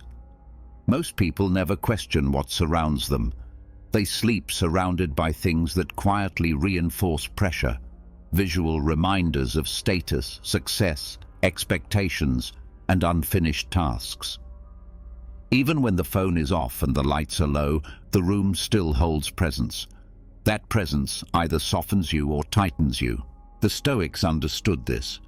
While they didn't have modern bedrooms, they were deeply aware of the way external conditions influenced the mind. They believed in stripping away anything that fed comparison, envy, or pretense. Not because they hated comfort, but because they valued clarity.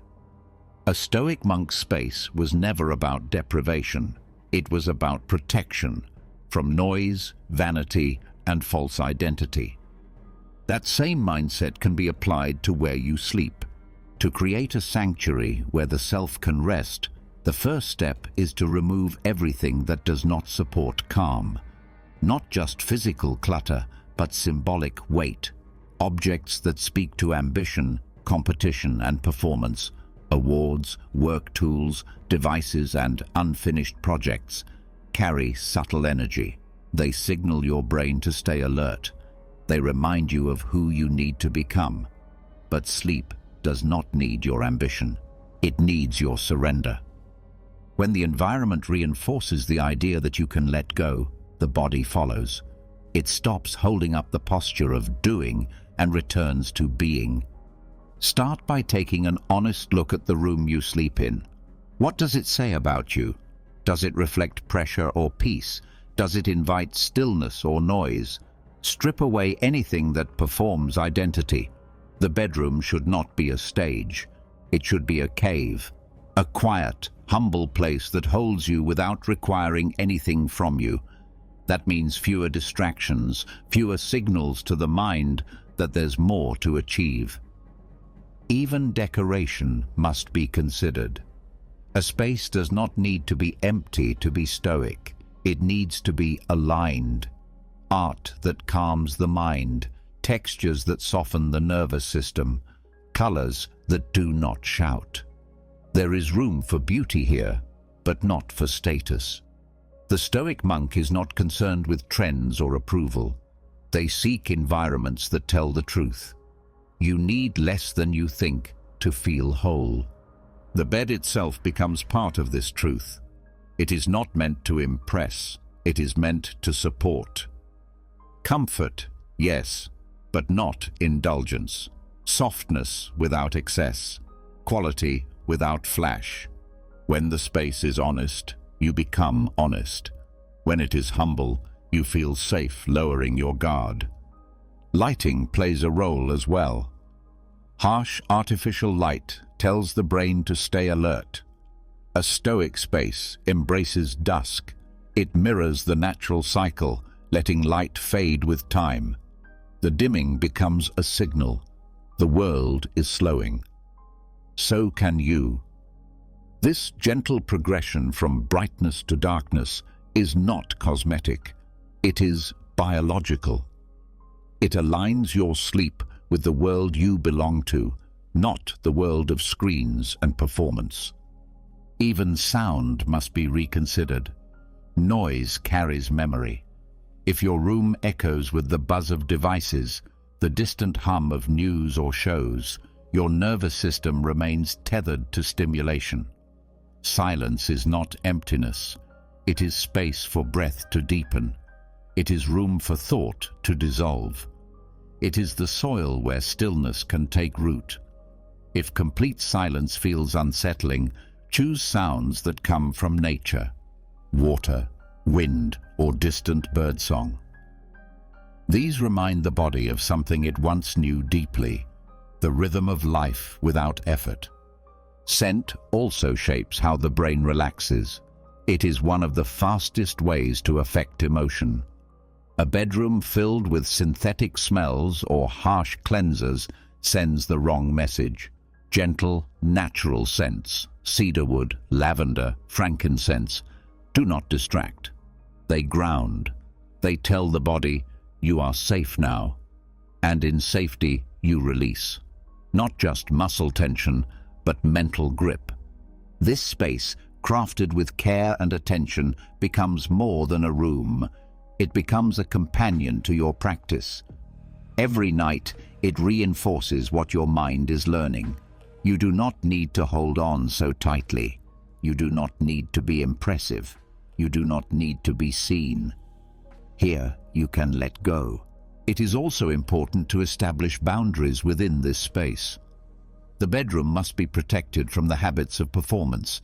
That means no work, no email, no news scrolls, no social mirrors.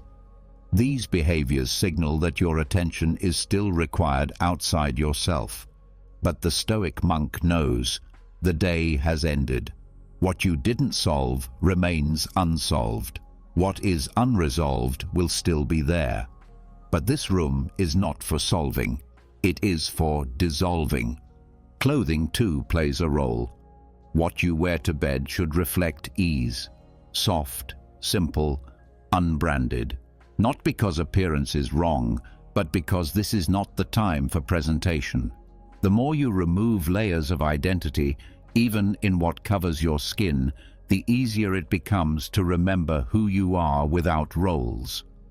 Even the arrangement of your sleeping space can influence how you sleep.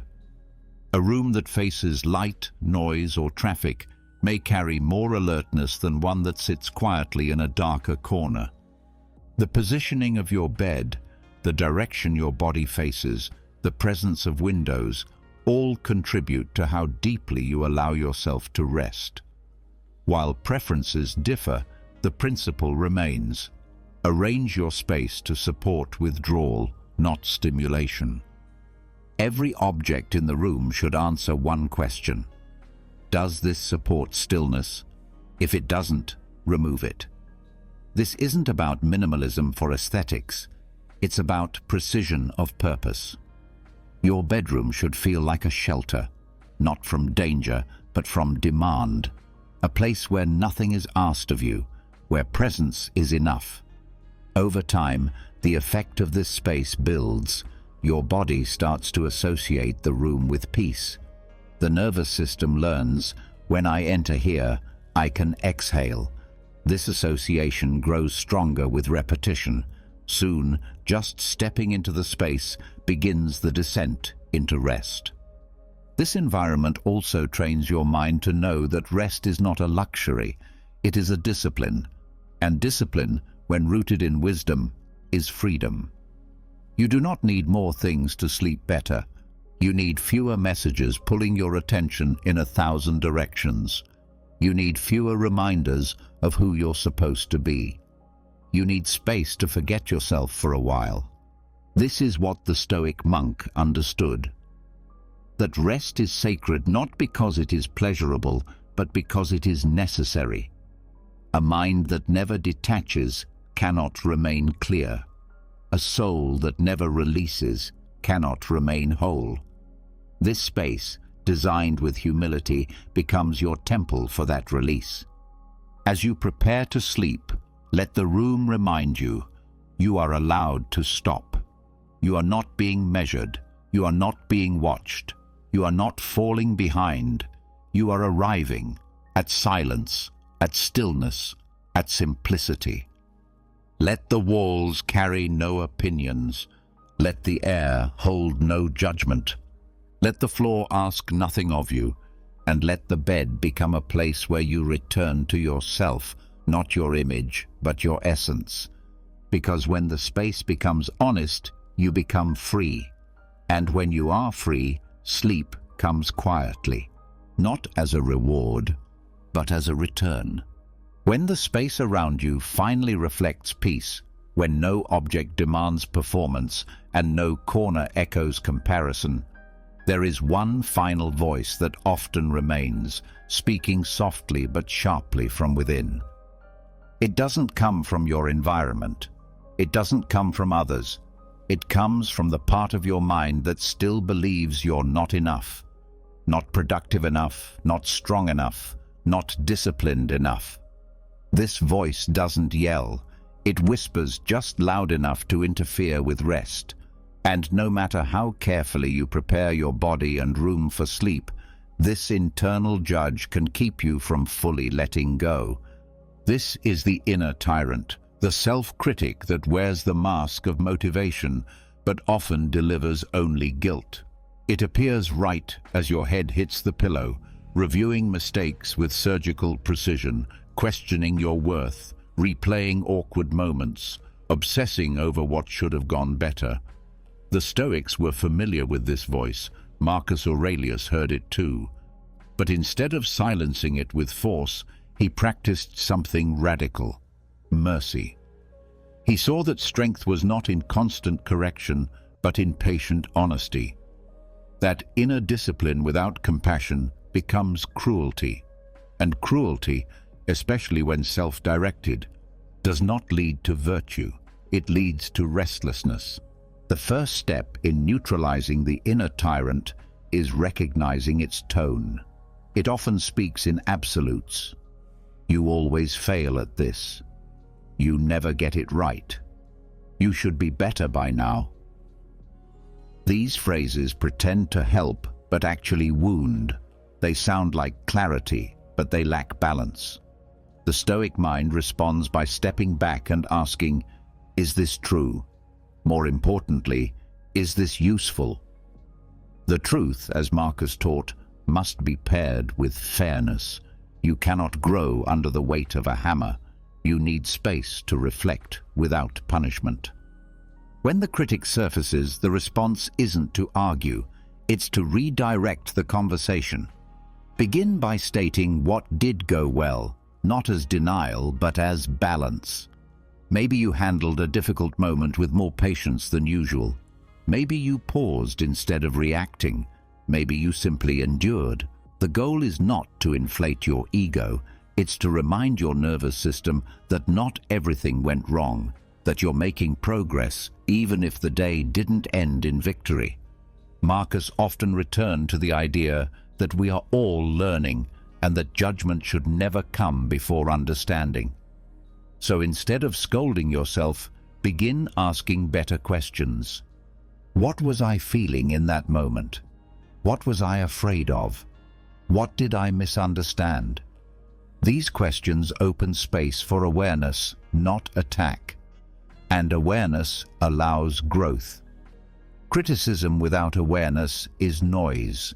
Awareness without shame becomes power. This approach doesn't mean you ignore faults. It means you observe them with maturity. If you spoke unkindly, acknowledge it. If you wasted time, admit it. But stop turning every slip into a story about your character. You are not your worst moment. You are not the version of yourself that showed up under stress. You are the one reflecting now, the one who seeks clarity, integrity, and rest. That person is not weak. That person is becoming wise. Another Stoic principle that helps disarm the inner tyrant is the understanding of nature. Marcus wrote that human beings are meant to make mistakes, that no one is exempt from moments of weakness. Even the wisest stumble. So when your mind begins to replay a failure, remind yourself, this is part of the process. You are not broken. You are in motion. This mindset invites you to speak to yourself the way a good mentor would. Firm, yes, but kind. Honest, but never cruel. You don't need to wait until you're perfect to give yourself peace. In fact, peace is what allows correction to take root. When the soil is too hard, nothing grows. But when it's softened with mercy, you can plant new habits without fear. This softness also allows for rest. Because most insomnia driven by self-judgment doesn't come from physical discomfort. It comes from mental friction. You are resisting yourself, arguing with your past, worrying about your worth. These thoughts keep adrenaline in your bloodstream and tension in your body. But when you speak to yourself with calm, the body listens, the shoulders drop, the breath deepens, the mind stops racing. Sleep becomes possible again, not as escape, but as recovery. A helpful tool is a nightly reflection practice rooted in non-judgment. Sit for a few minutes and review the day through this question. Where did I do my best, even if it wasn't enough? That lens cuts through shame and reveals effort, and effort, even when imperfect, deserves acknowledgement. The Stoics never demanded perfection, they sought virtue, and virtue is built slowly, with patience, correction, and compassion. Another way to practice this is through written language. Write a short note to yourself as if you were writing to someone you care about. Express your concerns, your regrets, but also your intentions. End the note with a phrase that allows closure, something like, "That is enough for today." This simple act can shift your mental state. You stop internalizing failure and begin transitioning to rest. Marcus Aurelius reminded himself often that he was not his thoughts, that they came and went like wind. You can apply this at night by watching the inner critic without reacting to it. Say, "That's one opinion," or "That's not helpful right now." Then return to the breath, not to escape, but to anchor. Anchoring is different from avoiding. Avoidance pushes the critic away. Anchoring allows it to pass without engagement. It's also important to notice when the inner critic is repeating voices you've heard before. Often, it is not your true voice. It's the echo of a parent, a teacher, a culture. You internalized it so young, it feels like truth. But when examined, it falls apart. You are not obligated to believe every harsh word your mind speaks. You can question it, and in doing so, you create space for your own voice, a voice that wants to grow, not shrink. Mercy is not laziness. It's a higher form of discipline. It requires more strength to meet yourself without attack than it does to stay trapped in cycles of guilt. When you learn to hold your flaws without flinching, you become stable. That stability doesn't remove mistakes, it removes shame. And without shame, there is room for real change. This kind of internal gentleness also influences how you treat others. When you stop punishing yourself for every flaw, you stop expecting others to be flawless. You become less reactive, less bitter, more understanding. Your relationships improve not because people change, but because your judgment softens. That softening begins inside. At night, this internal climate becomes the atmosphere of your sleep. If your mind is still hostile, the body stays on edge. But if your inner tone is patient and kind, the body begins to trust. It no longer braces for correction. It releases. It breathes fully. And rest becomes not just possible, but natural. This is the core of Stoic self-care, not indulgence, but respect, not excuses, but context. You begin to treat yourself like a student you care about, not a soldier you must discipline. And in that shift, you begin to heal patterns that years of judgment have only made worse. As you prepare to rest tonight, listen carefully to how you're speaking to yourself. If there is tension, meet it. Not with force, with attention. Ask what it needs. Maybe it needs to be heard. Maybe it needs reassurance. Maybe it needs to be told that the day is done and no more performance is required. Let that be your final task, not correcting, not proving, not reviewing, but extending the same mercy to yourself that you would give someone you love. Not because you earned it, but because that mercy makes you more capable of becoming who you truly are. Now take a breath. You are not a problem to fix. You are a person in progress. And for tonight, that is more than enough. Once harshness gives way to mercy, and the voice within no longer wounds but begins to guide, something powerful begins to stir in the background. Your inner landscape shifts. And what happens next in that stillness is not random. It's shaped by what you've allowed your mind to hold last. In the moments between wakefulness and sleep, the subconscious begins to open. It does not argue. It does not filter. It simply absorbs. What you feed it in those final moments can either deepen your unrest or become a quiet architect of strength and clarity. This is where the Stoics offered something rarely talked about, preparing the subconscious not just to rest, but to grow. The thoughts you choose to focus on before sleep can become the seeds of how you act the next day, not through magic, but through alignment. Your character, repeated in quiet images, becomes your reality, not instantly, but consistently. This isn't about controlling your dreams, it's about shaping the soil they grow in. Stoic dreams begin not in the content of your sleep, but in the content of your attention before it. The final thoughts you dwell on, the final emotions you allow to settle, carry into the brain's slower waves. These are not empty moments. This is prime time for planting. When you dwell on regret, conflict, or confusion, the subconscious carries that tone. But when you feed it courage, justice, discipline, or compassion, something different happens. Your rest becomes restorative on a moral level. You're not just recovering, you're reorienting. The Stoics believed that the virtues, courage, temperance, wisdom, justice, were not abstract ideas. They were guiding forces, and they could be trained. Repetition creates familiarity. Just as the muscles respond to movement, the subconscious responds to what it sees over and over again. So what you present to the mind as it falls asleep becomes the blueprint it continues to work from. Start this process by choosing a specific virtue. You don't need to cover all of them every night. Focus makes the impression stronger.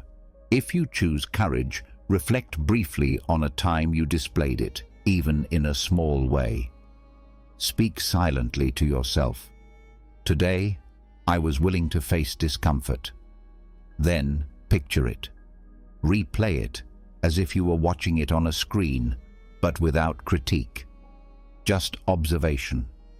Let the feeling settle, not pride, but steadiness. If no moment comes to mind, don't force it. Instead, visualize what it would look like to act with courage tomorrow. A difficult conversation, a task you've been avoiding. Picture yourself handling it with clarity and calm, not as fantasy, but as practice. This visualization doesn't need to be long. In fact, brief is better. The subconscious remembers simplicity. Think of it as giving your internal compass a clear direction before it moves into rest mode. The same can be done with temperance. Reflect on where you held back, where you remained steady in a moment of temptation or anger. Even if the success was partial, notice it. Give your mind a glimpse of what that looked and felt like. You are training the mind to notice virtue, not just problems. This makes it more likely that tomorrow, when similar situations arise, your subconscious will recognize them. The moral memory has been warmed up, the cues are familiar, and in that familiarity, action becomes smoother. The Stoics didn't leave this to chance. They rehearsed the kind of people they wanted to become, not in theory, but through conscious repetition. And night was the best time to do it, because that's when the critical mind was quiet enough to listen. Another effective method is the use of a simple phrase. Marcus Aurelius would write statements like, "Waste no more time arguing what a good man should be one." You can adapt this idea before bed. Choose a phrase that represents the virtue you're focusing on. For example, Justice is not opinion, it's action. Or, discipline is choosing what matters over what's easy. Repeat it slowly, gently. Let it echo without effort. This is not a chant. It's a message sent to the part of you that shapes behavior without noise. With repetition, this phrase begins to surface during the day, not as a forced mantra, but as a quiet reminder. The mind remembers what is emotionally marked, so when you attach feeling to the virtues you rehearse, you increase their impact. Think about how it felt to be brave, to stay calm, to act with fairness when it was hard. Even a slight emotional tone deepens the memory. This is how the subconscious decides what to prioritize. What it feels, it keeps. You can also use a nightly journal for this. Not a long entry, just a short line. Today I practiced, followed by the virtue you focused on. This creates consistency. Over time, you begin to see patterns. You see which virtues you need more of and which ones are growing stronger. It becomes a quiet form of accountability, not to punish, but to direct. If you struggle with replaying negative events at night, redirect that energy by reframing them through virtue. Ask, what virtue was challenged here? Did the moment call for patience, but you reacted with anger? Did it ask for honesty, but you softened the truth? This is not about self-judgment. This is reflection. You are turning mistakes into curriculum. Your subconscious won't retain guilt, but it will retain clarity. Feed it that clarity before bed. This practice also helps soften self-identity. You're no longer obsessed with outcomes, only with alignment. You stop asking, "Did I win?" and start asking, "Did I live by what matters?" That question creates depth. It removes ego from the equation and replaces it with principle. And that shift allows the soul to rest. You're not trying to protect your image, you're training your character. These pre-sleep reflections don't need to be dramatic. In fact, the quieter they are, the more effective. The mind doesn't need volume, it needs consistency. A nightly ritual, even 5 minutes, sends a signal. This is what we value. This is what we're shaping. And over time, the subconscious will begin to follow. The beauty of this practice is that it works even when you're not fully awake. Some nights, your mind will wander. You'll forget, but the pattern remains. The more often you guide your last thoughts toward virtue, the more your dreams begin to reflect that intention. You may notice different themes surfacing: less chaos, less fear, more steadiness, or, at the very least, more recovery.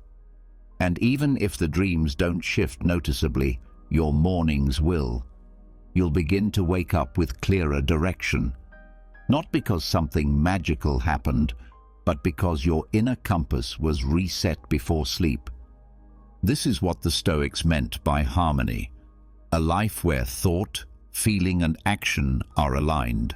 It doesn't start in battle or in meetings.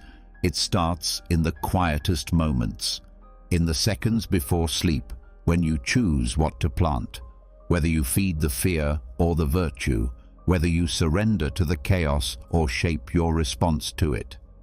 As you prepare for sleep tonight, ask yourself, what quality do I want to bring forward tomorrow? Not as a demand, but as a direction. Then see it, name it, feel it, let it settle, let it echo. Then close your eyes, not with pressure, but with quiet focus. You have done enough. You have chosen who to become. And now, you let the mind rest, not in noise, but in virtue.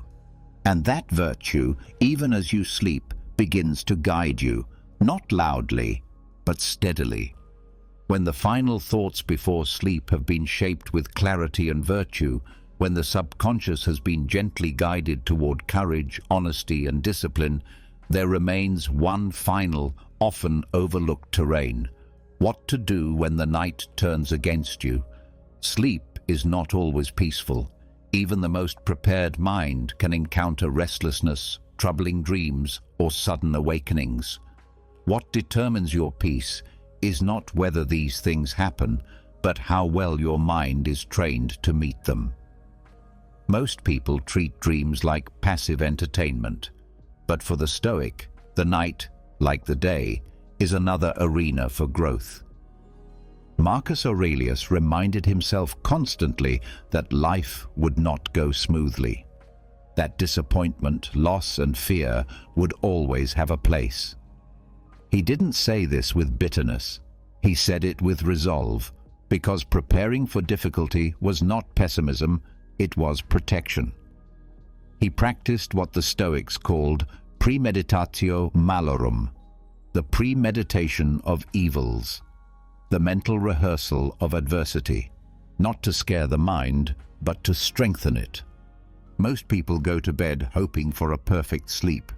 That hope often creates the opposite: more tension, more resistance. And when the night brings an unwanted thought, a disturbing dream, or a 3 a.m. worry spiral, the untrained mind begins to panic. It resists what is happening. That resistance builds adrenaline. The body wakes up, the thoughts get louder, sleep dissolves. But what if you went to sleep expecting at times discomfort, not fearing it, but practicing for it? The mind can be conditioned just like the body, and this conditioning doesn't need hours of preparation. It needs intention. You can build nighttime resilience by rehearsing difficulty before it appears, just a few minutes before sleep. A mental scan of possible disturbances, not to dread them, but to familiarize yourself with them. The Stoics didn't believe in surprise. They believed in readiness. You begin this process by selecting a discomfort that often visits you at night. It could be anxiety, guilt, or fear of the unknown. Do not push it away. Face it. Let the thought rise.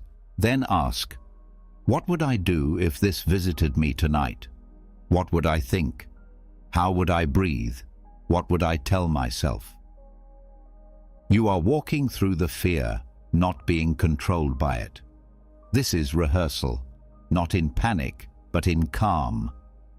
The brain responds to this type of exercise. When a scenario is imagined repeatedly in a state of control, the nervous system rewires. The same fear that once triggered chaos now meets familiarity. Your brain says, "We've been here before. We have a path." That path creates a new pattern, less tension, more stillness.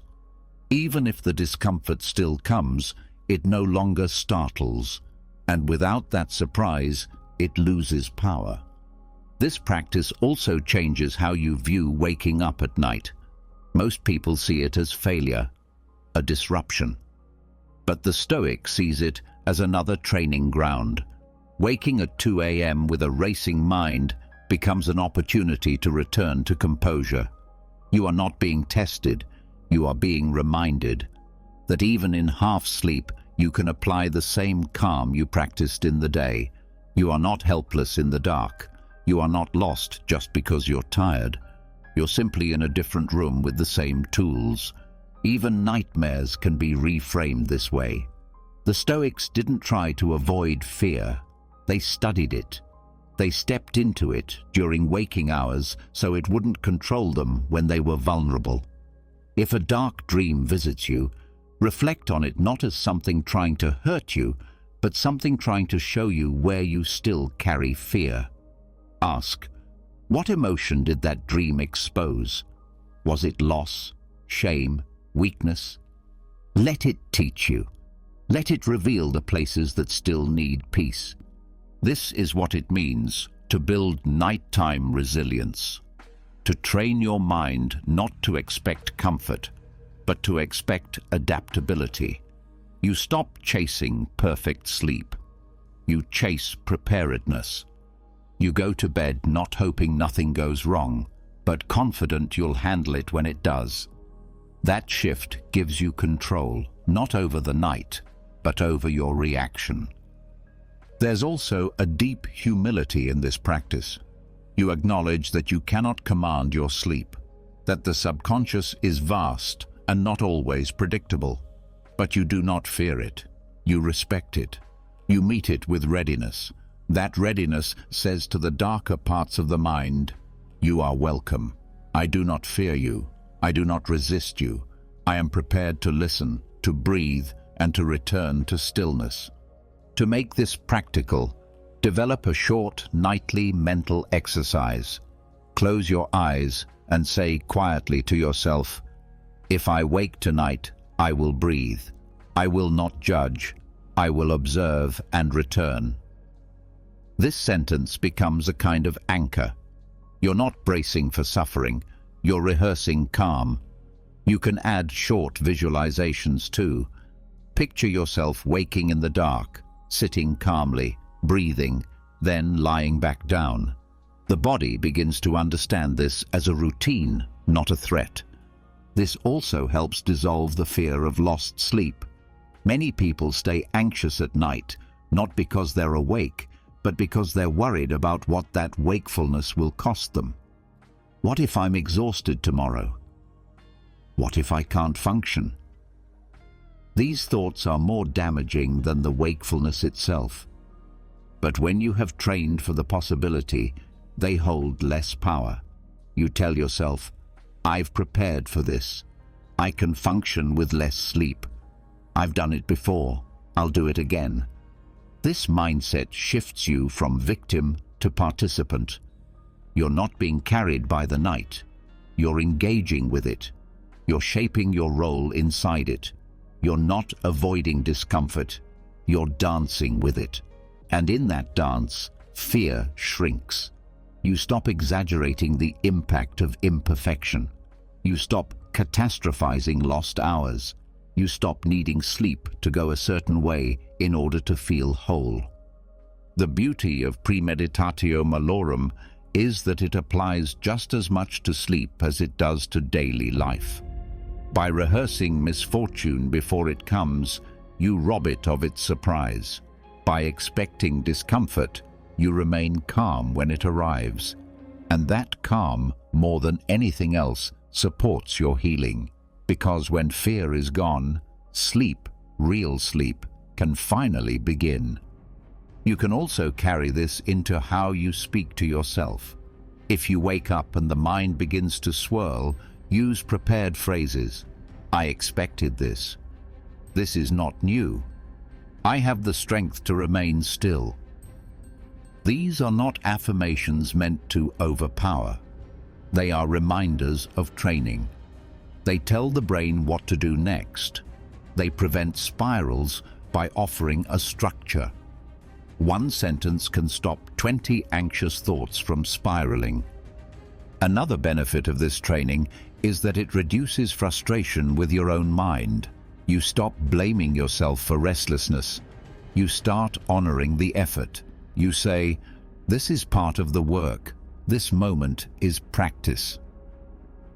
That mindset protects your confidence, because the most damaging part of a restless night is not the fatigue. It's the belief that you failed. But you haven't failed. You've entered the arena. You are learning to stay grounded in discomfort. This also helps you meet future nights with less fear. The memory of past wakefulness no longer haunts you. You stop thinking, "Please don't let tonight be like that." And instead you think, "If tonight is hard, I am ready." That readiness makes rest more likely, because it removes tension. Tension is the enemy of sleep. Readiness is the medicine. Let this become part of your sleep ritual, not just soft blankets and slow breath, but mental strength. Even if the night is kind, you remain steady. And if it is not, you remain steady too. This is not about controlling the night. It's about not being controlled by it. You don't need perfection to sleep well. You need peace with imperfection. You don't need silence to rest. You need silence within. And that silence is built through preparation. So tonight, before you close your eyes, do not beg for ease. Prepare for the test. Walk yourself through the fear. Step into the dark, not with dread, but with readiness, because you are no longer waiting for peace. You are becoming it. Even after training the mind to meet discomfort with calm, even after turning wakefulness into practice and nighttime into preparation, there is still a deeper edge that remains, the space where control no longer reaches. It is the edge of awareness, the place where thought dissolves and you no longer know where you are, who you are, or how long you've been gone. This moment arrives every night, silently, and most people cross it without ever looking at it directly. But the Stoics looked. They faced it. They welcomed it. Because to them, sleep wasn't just rest. It was rehearsal. It was a way to make peace with the one certainty none of us can outrun. Sleep and death were deeply linked in Stoic thought, not in a grim or dark way, but in a clarifying one. The daily act of lying down, releasing control, surrendering thought, and trusting the body to drift into stillness was more than routine. It was spiritual training.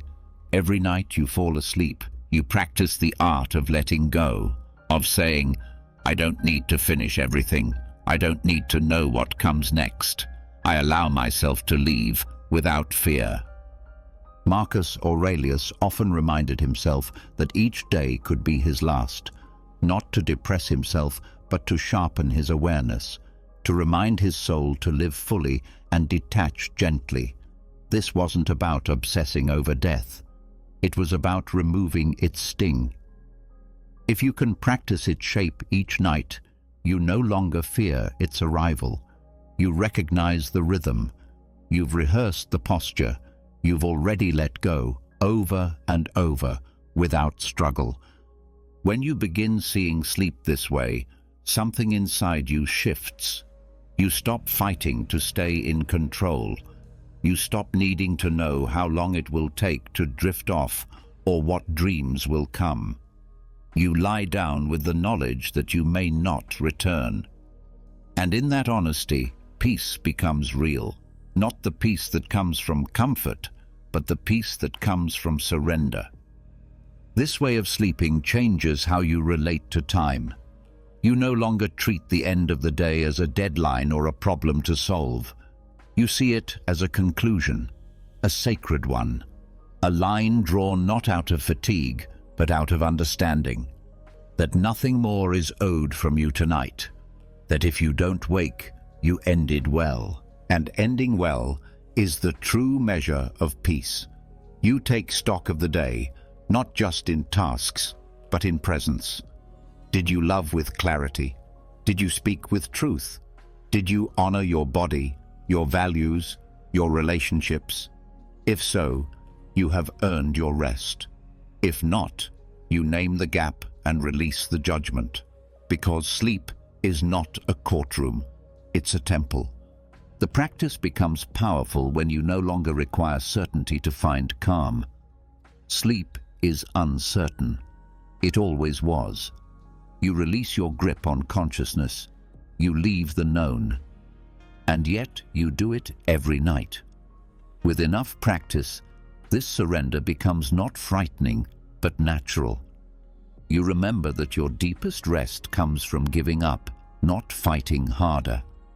This reframing also changes your relationship with the body.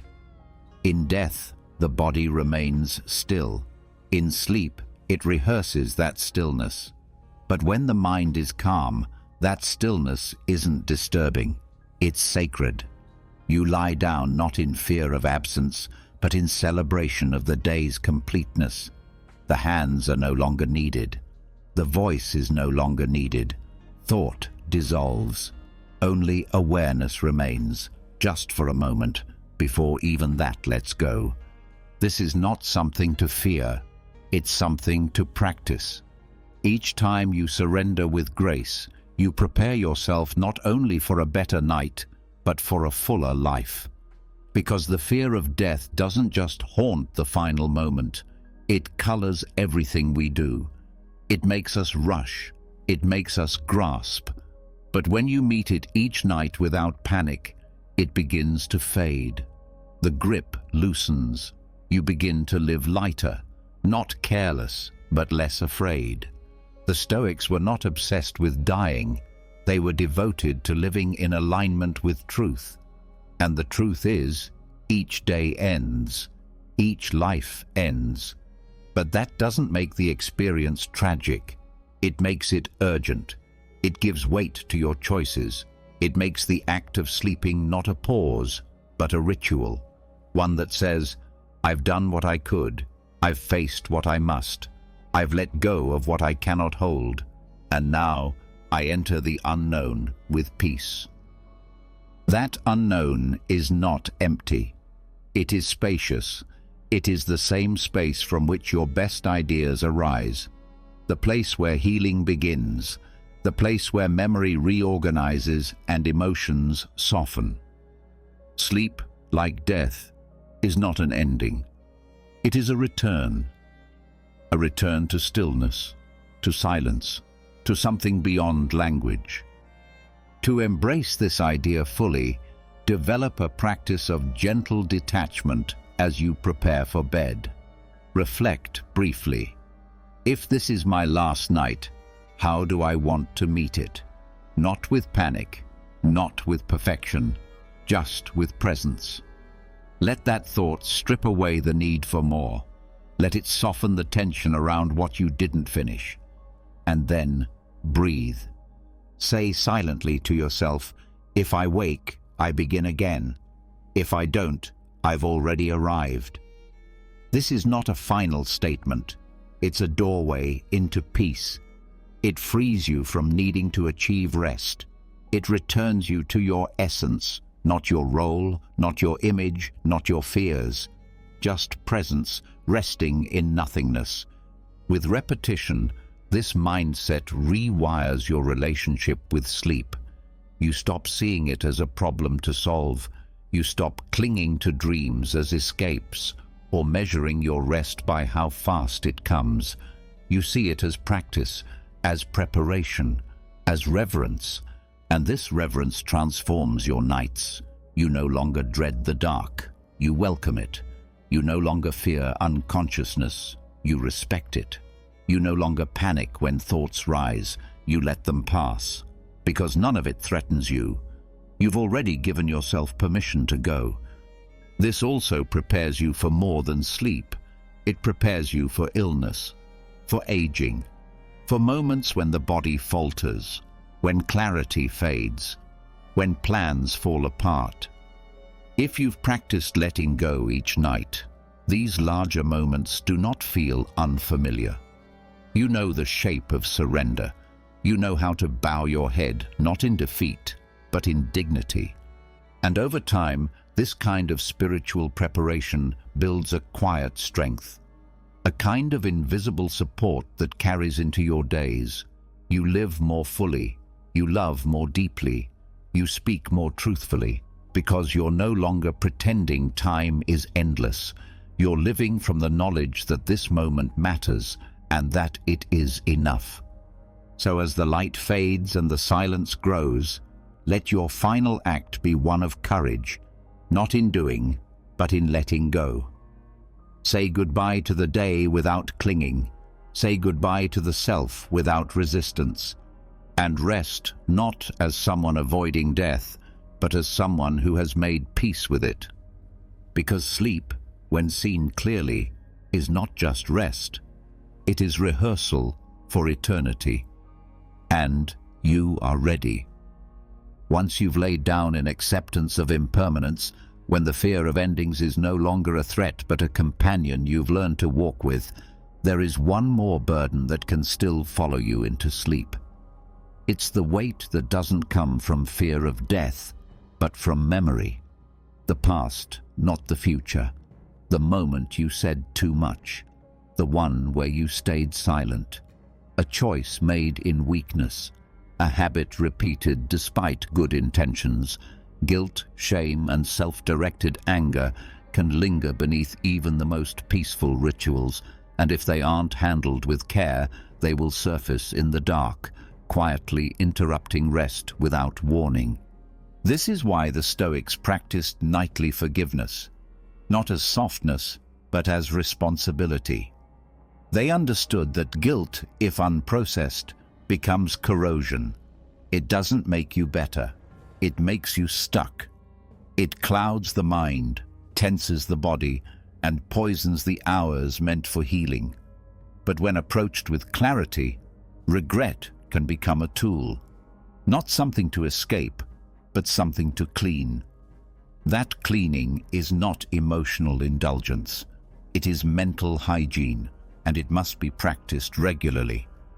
The Stoic method for releasing guilt rests on 3 pillars: responsibility, learning, and letting go. These are not steps to be rushed. They are conditions to be met, one at a time, with sincerity. Taken together, they create the emotional framework for rest that isn't shallow, but real. The first step is responsibility. It begins by facing the discomfort. This requires honesty, not general guilt, but precision. What action caused harm? What words carried weight you didn't intend? What moment today made your conscience speak? The point is not to wallow, but to name. Without naming, the mind can't release. So you name it. You say, "I was impatient," or "I avoided something difficult," or "I failed to listen." And you say it without excuse. But responsibility, in Stoic terms, never meant self-punishment. The Stoics believed that ownership is a form of strength, that you can claim your part without confusing it for your identity. You are not your worst moment. You are not the mistake. You are the one reflecting. That is who you are now. Once the event has been named and the responsibility claimed, you shift into the second principle: learning. Here is where judgment transforms into value. You ask not, "Why did I do that?" but, "What belief was I following when I acted this way?" Were you reacting out of fear? Were you chasing validation? Were you trying to control something outside your influence? This step demands reflection without emotion. You are investigating your own system of thought. When you see the belief clearly, you can begin to rewrite it. Not with guilt, but with reason. For example, if you reacted with anger, ask, "What was I trying to protect?" If it was pride, then next time you'll watch for that tension. If it was fear of being wrong, then next time you'll notice the reflex. This is the foundation of Stoic self-improvement. Every mistake is a mirror, if you're willing to look. Now comes the final pillar: letting go. This step is the one most people resist. They think that if they let go of guilt, they're letting go of accountability. That if they forgive themselves, they're justifying the harm. But this is misunderstanding. Letting go is not forgetting. It is releasing the emotional weight after the learning is complete. It is saying, "I will not carry this into sleep because I have already taken what I needed from it." This release is critical. Without it, the mind loops.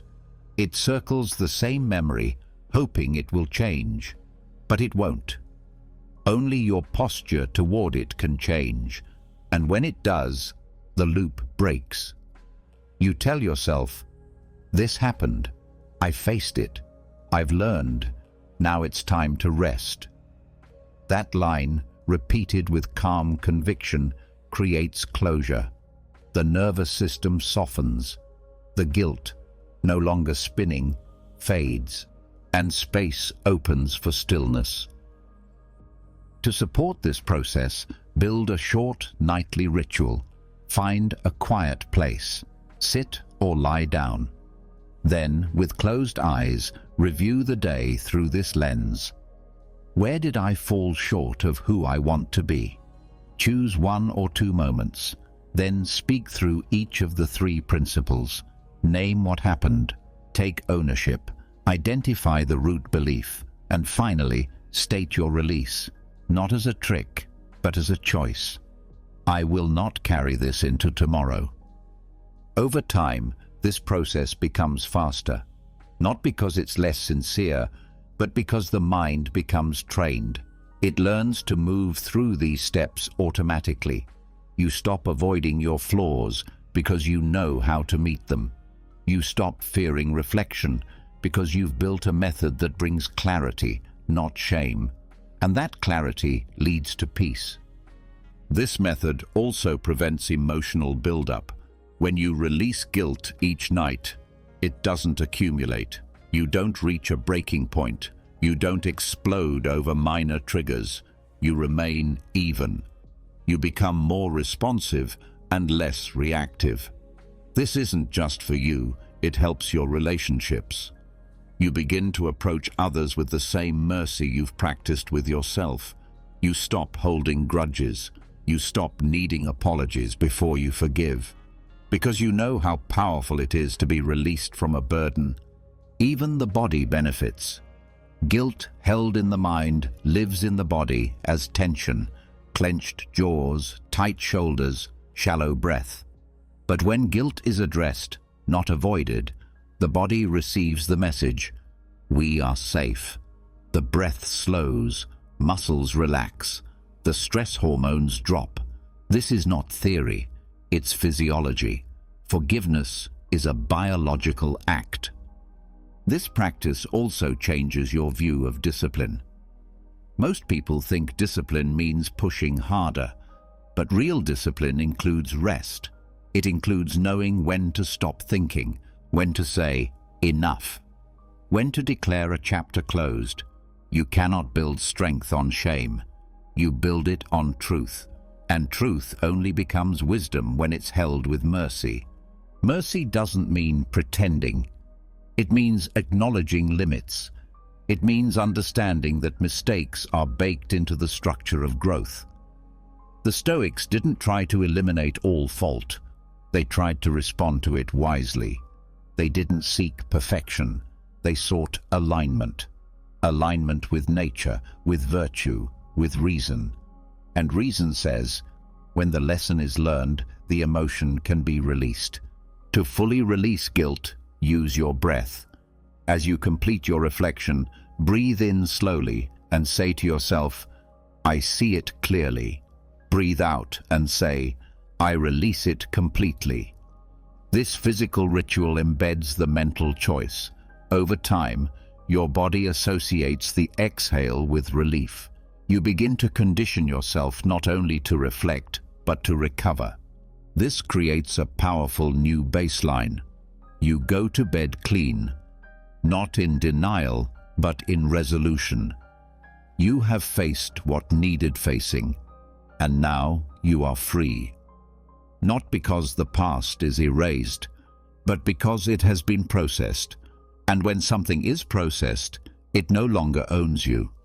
Your dreams also respond to this shift. You stop rehearsing shame. You stop reliving conflict. You stop waking with that dull ache of unspoken regret. Instead, your subconscious moves toward restoration. It trusts the process you've built, and it begins to support you instead of haunting you. This method also builds confidence, not the loud kind, the quiet kind, the kind that says, I can face myself. That confidence carries into the day. You speak more freely. You make decisions faster. You stop fearing mistakes because you know how to meet them. You stop hiding from truth because truth no longer punishes. It frees. Even your sense of identity begins to shift. You no longer see yourself as broken or behind or failing. You see yourself as someone who is becoming, someone who reflects, someone who releases. That identity doesn't need applause, it doesn't need recognition, it just needs consistency. So tonight, before the lights go out, give yourself this final moment. Sit with your reflection. Offer your apology, not to the world, but to yourself. Then close the loop. Say what needs to be said, and then rest. Because when guilt is released, rest becomes real. And real rest is what allows you to rise tomorrow, lighter, clearer, and ready. After the weight of regret has been lifted, and the soul granted permission to forgive itself, what remains is not emptiness, but clarity. That clarity creates space, a quiet openness, and in that space, something essential can finally emerge, a return to the self, not to shame it, not to repair it, but to examine it with intention. What did I truly live by today? Not in what I claimed or intended, but in how I showed up moment by moment. This is not a review for performance. This is a check-in with your inner compass, a quiet, steady audit guided by the only measures that matter, virtues that outlast emotion, pressure, and praise. The Stoics did not end their days with loose thoughts.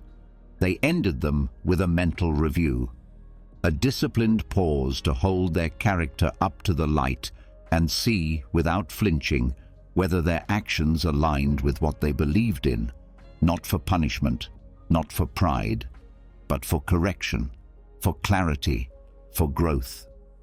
This nightly inventory was their anchor. In a world filled with unpredictable events, they could not control what the day delivered, but they could control what they brought to it: courage, wisdom, and discipline. Each of these is a pillar, not soft values, but solid structures, measurable, knowable, but only if you are willing to look directly at them, not as ideas, but as behaviors. The virtue audit is not about theory, it is about evidence, not abstract ideals, but specific, lived choices. Begin by reviewing the day through the lens of courage. Ask clearly, where did I lean into fear and act anyway? Not dramatic acts of bravery, just the moments where you stepped forward instead of back, where you spoke when silence would have been easier, where you resisted the temptation to stay small. These moments often go unnoticed, but when named, they begin to build confidence, not the external kind, but the kind that whispers, "You're becoming stronger." Also ask, where did I shrink? Where did I withhold myself out of fear? Not caution, but avoidance. This is not about shame. It's about pattern recognition. When you spot fear's hiding place, you rob it of secrecy. The point is not to relive discomfort. The point is to say, next time, I'll notice sooner. I'll stay present longer. I'll speak more clearly. That awareness is how courage is trained. Repetition of small exposures. One honest review at a time. Then shift the lens to wisdom. This is harder to see because wisdom doesn't shout. It shows up in restraint, in listening, in not reacting too fast. Ask, where did I act with clarity instead of impulse? Where did I choose a long-term value over short-term emotion? Wisdom is not knowledge. It's the application of principle in real moments. It's pausing before judgment. It's adjusting when new information arrives. And it's knowing when to step back, not just when to push forward. Wisdom also means knowing what is outside your control and releasing it. So reflect honestly. Where did I try to control what was never mine to begin with? A person's opinion, a result, a response. And did that effort create peace or tension? The Stoic mind learns by watching these patterns, and the more you track them, the less they repeat. This is not punishment. This is progress. From there, move to discipline. Ask, where did I act according to what I said I would do, even when I didn't feel like it? Where did I follow through, despite inconvenience or delay? Discipline is not about punishment or rigidity. It's about honoring commitment, keeping your own word. This builds trust, not with others first, but with yourself. You begin to believe that you can rely on your own follow-through, but also ask, where did I negotiate too much with my own excuses? Not in judgment, just awareness. Did I give in to distraction that didn't nourish me? Did I make decisions based on mood instead of intention? Each of these reflections is data.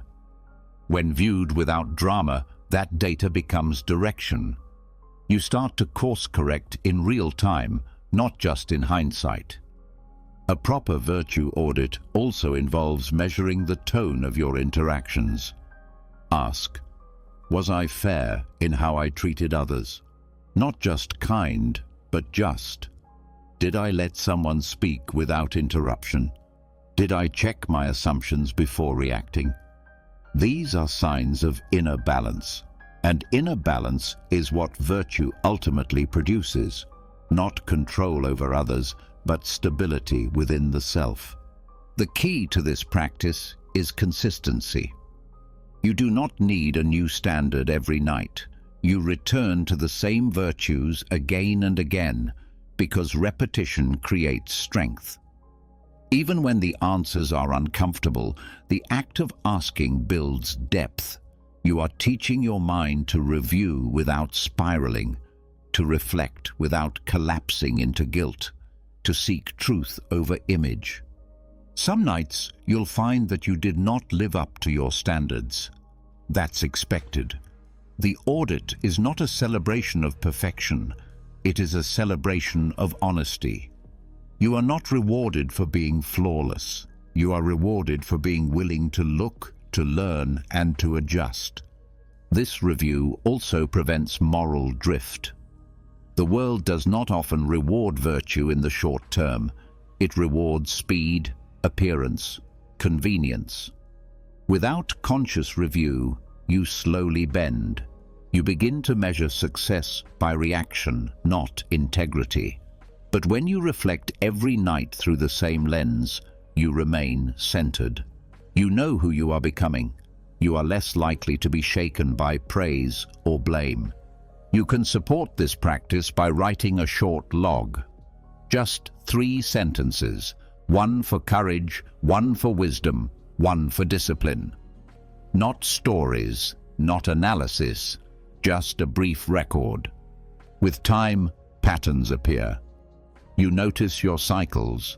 You learn what strengthens you. You also become gentler with yourself. Not because you're less responsible, but because you understand your nature more deeply. The goal is not to finish each night feeling victorious. The goal is to finish grounded, not wondering how others saw you, but knowing how you saw yourself. This clarity improves your choices. It quiets your fears, and it brings rest, not because everything is resolved, but because your direction is known. If your mind resists this review, if it says it's too tired or that it doesn't matter, that is the exact moment when the review matters most. The unexamined day becomes the repeated mistake, but the examined day, even when painful, becomes wisdom, and wisdom is the only real guide worth following. This nightly audit is not a list of rules. It is a returning to yourself, to your values, to what remains when everything else fades. The world may judge success by numbers, but the Stoic measures success by character. And character is built, one review at a time. So as you lie in bed tonight, ask without fear, was I brave today? Did I think clearly? Did I act with intention? Let your answers come. Let them be incomplete. Let them be honest. Then sleep, not as someone avoiding reflection, but as someone who has done the work. Because that work is what makes rest real, and that rest is what prepares you for tomorrow, with sharper eyes, a steadier step, and a cleaner heart. Once you've examined your actions through the lens of courage, wisdom, and discipline, when your conscience is clear and your character affirmed or corrected, there is one more attachment that must be addressed before true rest can begin. It is not emotional, it is not moral, it is physical. It is the subtle grip of comfort, the quiet dependency on external conditions to determine whether you feel safe, peaceful, or capable of rest. And while it may seem harmless, this dependency has deep roots. The Stoics warned against it often. They knew that if your peace depends on your environment, you are not yet free. This attachment shows up in small ways: a bed too firm, a room too warm, a strange pillow, a background noise, a delay in routine. These minor inconveniences become major distractions when comfort is mistaken for necessity. But comfort is a luxury, not a foundation. When treated as a requirement, it begins to erode resilience. You start to believe that you need a certain setup to feel okay. You begin to wait for conditions to be ideal. And the moment they aren't, you suffer, not because the situation is truly unbearable, but because your expectation has been violated. The Stoics saw this trap clearly. They trained themselves not only in mental toughness, but in physical neutrality. Epictetus, born a slave, slept in harsh places. He did not seek out pain, but he refused to believe that lack of comfort was suffering. Marcus Aurelius, despite his status as emperor, often reminded himself that a soft bed was not a right. If he could sleep on the ground, he remained strong, and if he could not, he had become weak. This was not asceticism for its own sake. It was clarity. It was the understanding that freedom begins when your peace is no longer held hostage by conditions. If you can sleep in discomfort with the same calm as in luxury, you have begun to master your inner world. And once that mastery is yours, nothing external can take it away. To begin building this kind of detachment, you first examine your beliefs around comfort. Ask yourself, what do I believe I need in order to sleep? Be honest. Is it a specific mattress, a sound machine, absolute silence, a fan blowing at the right angle? These habits may not be wrong, but they reveal dependency. The question is not whether they work. The question is, do they own you? Non-attachment does not mean rejecting all comfort. It means not requiring it. It means that if those things are taken away, your peace remains. You sleep anyway. You let go anyway. You do not create tension around discomfort because you have trained yourself to live above it. The practice starts small. You can condition the body to release tension regardless of the surface beneath it. Focus on breath instead of bedding. Focus on acceptance instead of resistance. When you feel discomfort, don't flinch. Observe it. Breathe through it. Say silently, "This does not control me." Over time, the body learns. It realizes that safety is not found in the arrangement of pillows, but in the attitude of the mind. Travel is one of the best teachers of this principle. Sleeping in unfamiliar places reveals just how tied we are to routine. The Stoic uses these moments as practice. You're not hoping for comfort, you're hoping for an opportunity to detach. If the room is loud, you breathe slower. If the bed is strange, you release more deeply. You stop negotiating with conditions. You begin to respond to them with neutrality. This neutrality is not numbness, it's maturity. It's understanding that sleep is a function of letting go, not a reaction to having your preferences met. The more you associate rest with inner stillness rather than outer perfection, the more consistent your sleep becomes. Even the emotional response to discomfort begins to fade. Instead of frustration, you feel calm. Instead of complaint, you feel gratitude for the chance to practice strength. This turns every environment into a dojo. Every difficult night becomes a training session. And every time you sleep well in poor conditions, you prove to yourself that your power lies within. This mindset also helps with the unpredictability of life, because whether you sleep in a quiet room or in a noisy hospital, in your bed or on someone else's floor, your ability to rest will be shaped not by where you are, but by how well you've trained your mind to adapt. This is the meaning of the phrase, "Sleep like a slave or a king." You sleep well in both, not because the conditions are the same, but because your standard for peace is internal. You have built a state of readiness. You no longer beg for comfort. You use what is available. And if nothing is available, you use breath, stillness, and acceptance. Training in non-attachment also shifts your language. You stop saying, "I can't sleep unless," and you start saying, "I sleep best when, but I can rest anytime, anywhere." This change of phrasing matters. It breaks the mental link between need and sleep. It teaches your subconscious that peace is a choice, not a condition. You can apply this principle in small, deliberate ways. Once in a while, sleep without adjusting your pillow. Let your mind adjust instead. Occasionally, turn off your sound machine. Let silence become your companion. If the room is too warm, observe the sensation. Don't react. Let your body learn how to remain calm under less than perfect circumstances. This also helps in times of stress, because often, when you are emotionally unsettled, your sleep setup becomes a distraction.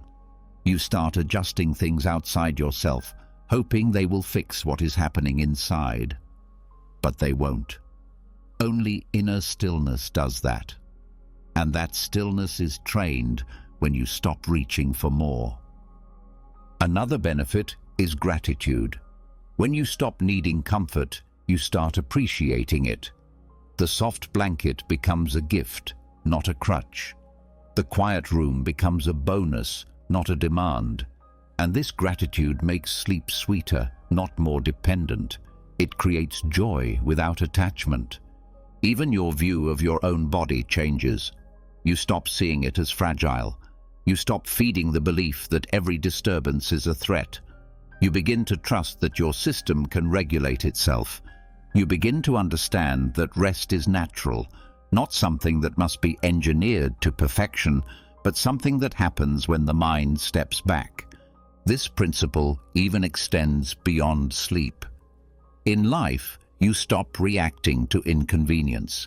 You stop believing that a small discomfort has the power to ruin your peace, because you have trained yourself in the night to respond with stillness. And that stillness doesn't vanish when the sun rises. It becomes part of your rhythm. So tonight, let your bed be simple. Let your body lie wherever it must. Let the room be what it is. Stop fixing. Stop adjusting. Stop chasing comfort like it owes you rest. Instead, meet whatever the night brings with calm. Breathe. Let the surface be firm. Let the air be warm. Let the sounds come. None of it is more powerful than your mind. Say silently, "I sleep in stillness, not in comfort."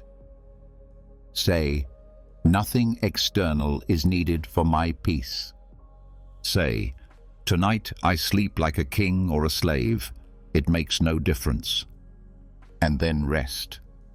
Not because everything is perfect, but because you are finally free. After training the body and mind to release their grip on external comfort, after proving to yourself that rest is not earned through softness, but through surrender, what remains to be faced is the hour itself. That fragile time between darkness and dawn when the world feels still, but the mind begins to stir again. It might be 2 a.m. or 3 a.m., but the moment is familiar. You wake. The room is quiet. Time seems to have paused, and a voice rises. Why now? The temptation is to panic, to fill the silence, to measure how many hours are left, to label this moment a problem. But it isn't. This is the sacred stillness the Stoics knew well. The quiet hour where the noise of the world is gone, and all that remains is your inner response. It is not a punishment, it is a visit. And whether or not you fall back to sleep quickly, the quality of your wakefulness matters. You are not helpless in these moments. You are not broken because you woke. You are simply invited, again, to practice awareness, to return to presence, to learn the deepest form of rest, which has nothing to do with unconsciousness and everything to do with acceptance. The body waking at this hour is not always a sign of imbalance. It may be processing, adjusting, healing. What makes the hour feel unbearable is not the waking itself, but the mental reaction to it. When your first thought is frustration, the nervous system tightens, the breath shortens, sleep drifts further away. But when your first response is stillness, everything changes. Begin by reframing the moment. This is not the middle of the night. This is the beginning of a pause, not a mistake in your sleep, but a natural variation. A chance to practice the exact thing you've been working on all along: calm in uncertainty, stillness in discomfort, grace in the unknown. When you wake, start with observation. Notice what your mind does automatically. Is it checking the clock? Is it measuring how many hours are left? Is it jumping to conclusions about how tired you'll be? This is the moment where Stoic training becomes real. You say, I see what the mind is doing, and I do not have to follow. Return to the breath, not as a tool to force sleep, but as a place to rest in the meantime. Slow, steady, present. Feel the inhale. Count it if it helps. Feel the exhale.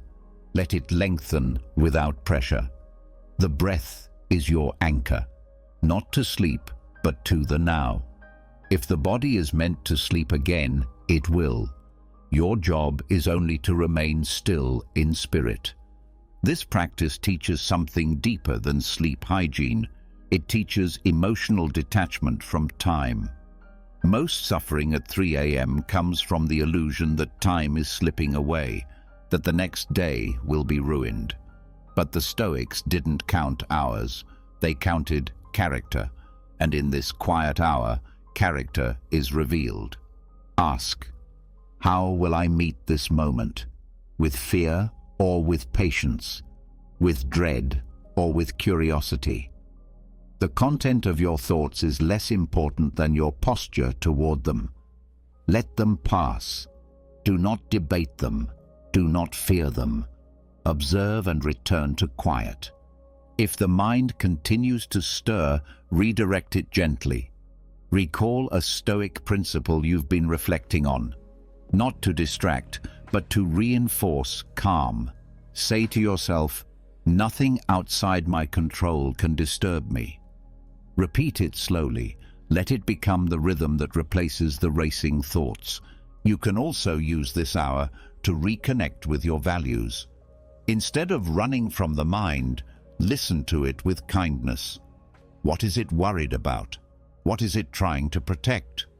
Often, the middle of the night brings up fears that are buried during the day.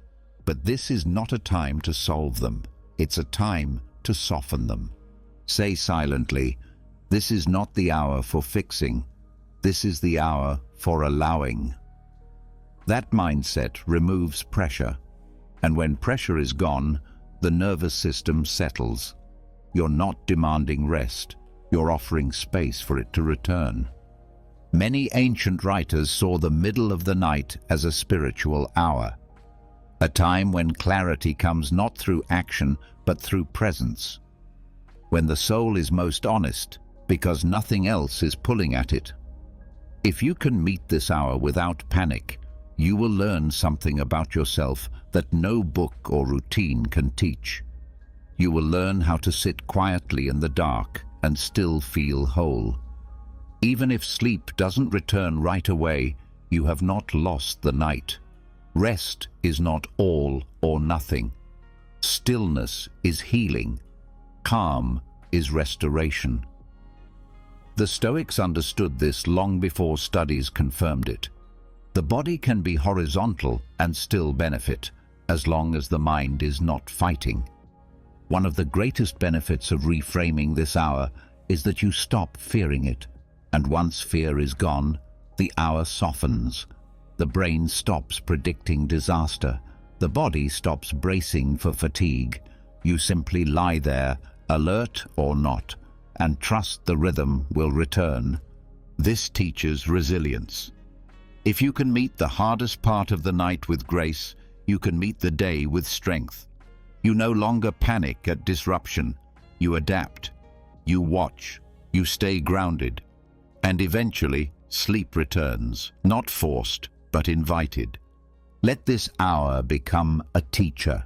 Let it show you that you do not need perfect conditions to remain centered, that peace does not require silence or stillness or unconsciousness. It requires only your choice again and again to not turn away from the moment you're in. So the next time you wake at 3 a.m., do not ask why. Do not measure the hours left. Do not label the night ruined. Say simply, "This is practice.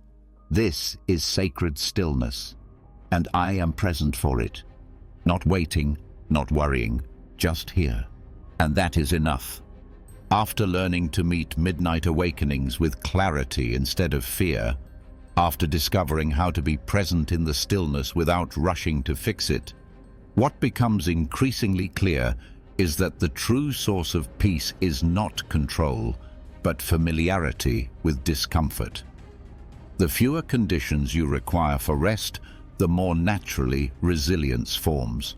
And there is a way to accelerate this resilience, to turn the discomfort itself into a deliberate tool, not just tolerating difficulty, but choosing it, not because you must, but because you are capable. The Stoics called this premeditated adversity. They practiced going without to remember they didn't need everything the world convinced them they required. Fasting was not just about food, it was about detachment, an exercise to show the body and mind that they could do more with less. Applied to sleep, this becomes sleep fasting, a gentle and controlled challenge where you intentionally reduce comfort to sharpen awareness, strengthen endurance, and retrain your nervous system to remain calm even in the absence of luxury. Sleep fasting is not about punishing yourself. It's not about deprivation for its own sake. It's about remembering that you are not fragile. It's about building a quiet confidence that your rest is earned from within, not handed to you by external softness. This is not something done nightly. It's a practice done occasionally and thoughtfully to keep your mind from becoming too attached to comfort and your body too reactive to minor disruptions. Start small. The idea is to subtract one element of comfort, not everything. For example, remove one pillow, or turn off the fan, or sleep without a heavy blanket. Maybe lower the room temperature slightly. The goal is to create a controlled discomfort, not to make yourself suffer. This is not about creating insomnia, it's about building capacity. You are learning to breathe, rest, and remain composed in a setting that isn't ideal, and discovering it's still enough. The practice begins long before sleep. It begins with the decision to step out of routine. You prepare your mind by saying, "Tonight is not for indulgence. Tonight is for strength." That phrase reorients your expectation. You're no longer going to bed hoping for maximum ease. You're going to bed to train. That shift changes how your body responds. The first few attempts may feel odd. Your mind may complain. You may notice everything: creases in the sheet, the absence of warmth, unfamiliar textures. This is the point. Not to overwhelm you, but to observe what arises when your preferences aren't met.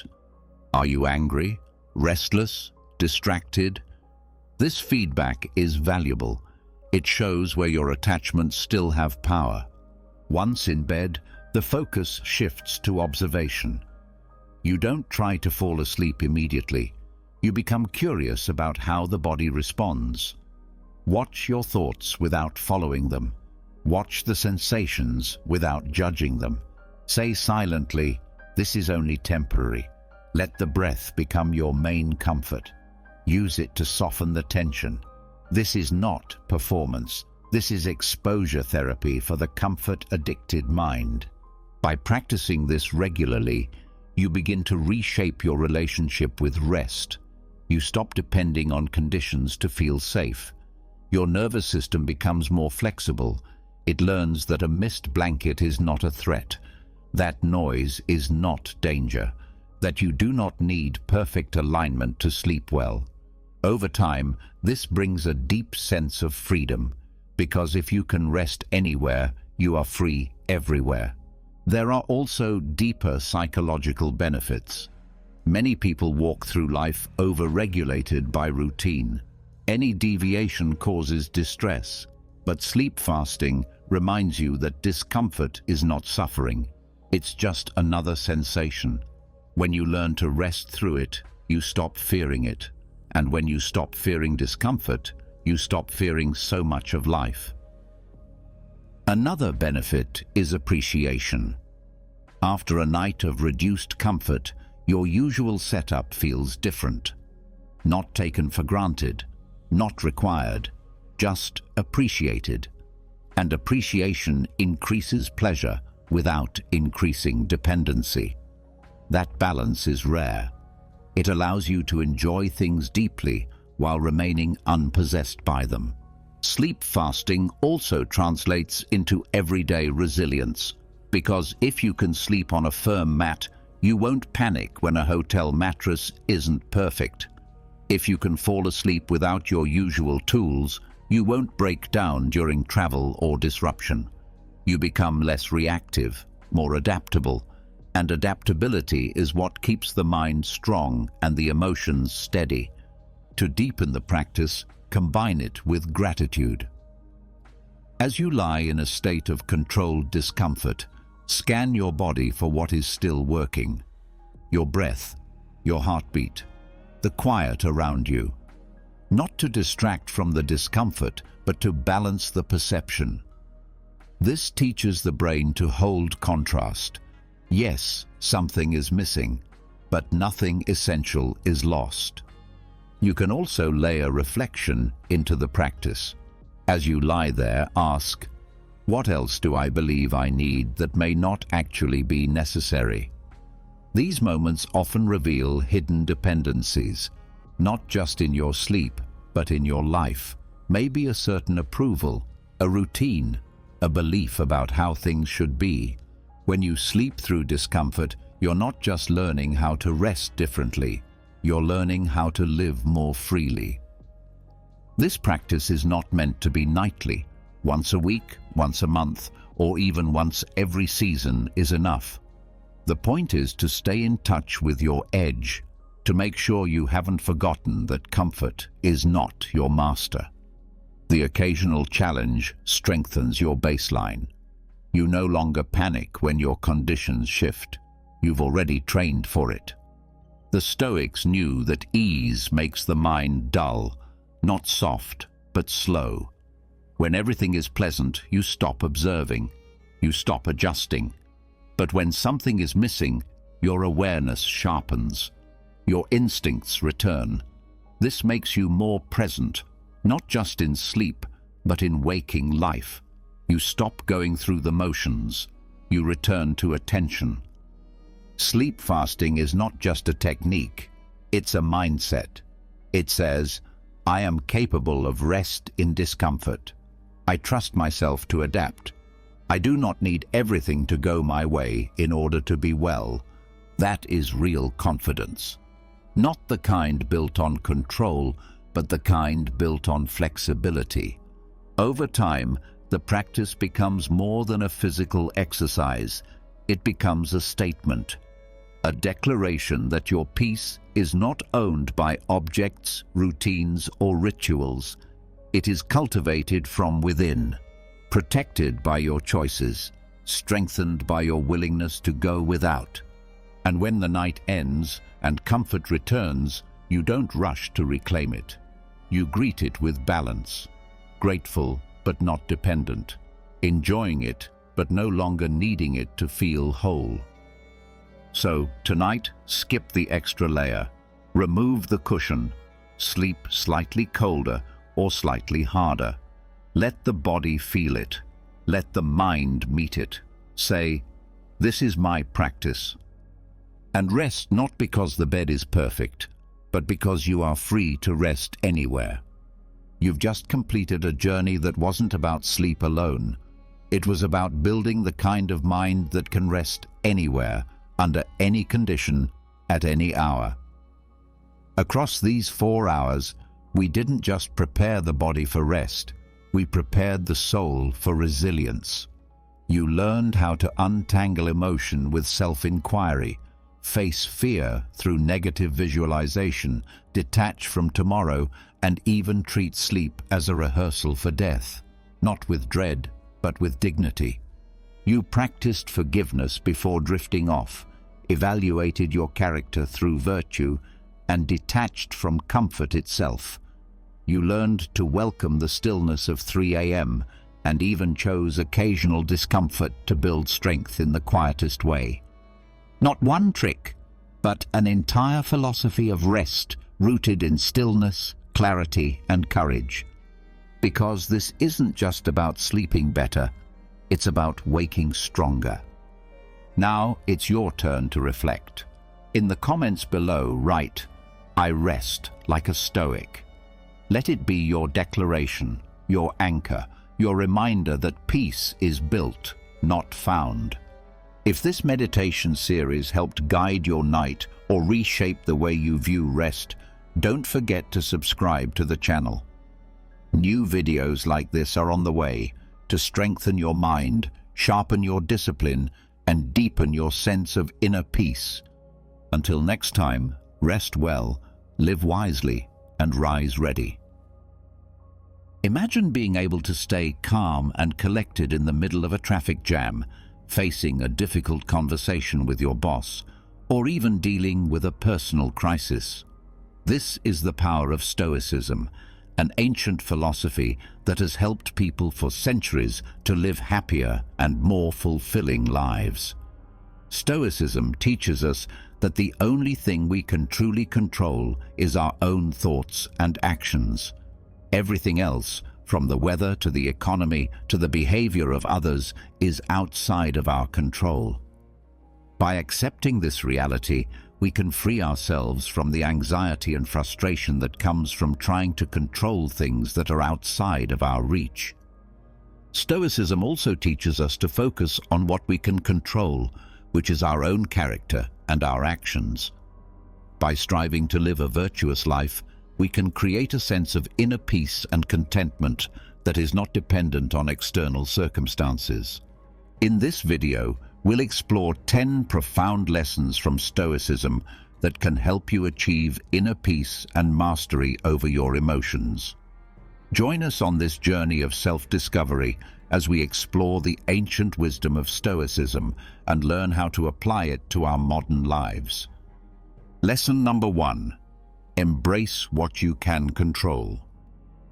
Epictetus, the Stoic sage, offers us a fundamental lesson that serves as the cornerstone of Stoic philosophy, the dichotomy of control. At the heart of this teaching is the recognition that our lives are subject to a fundamental division between elements we can control and those beyond our influence.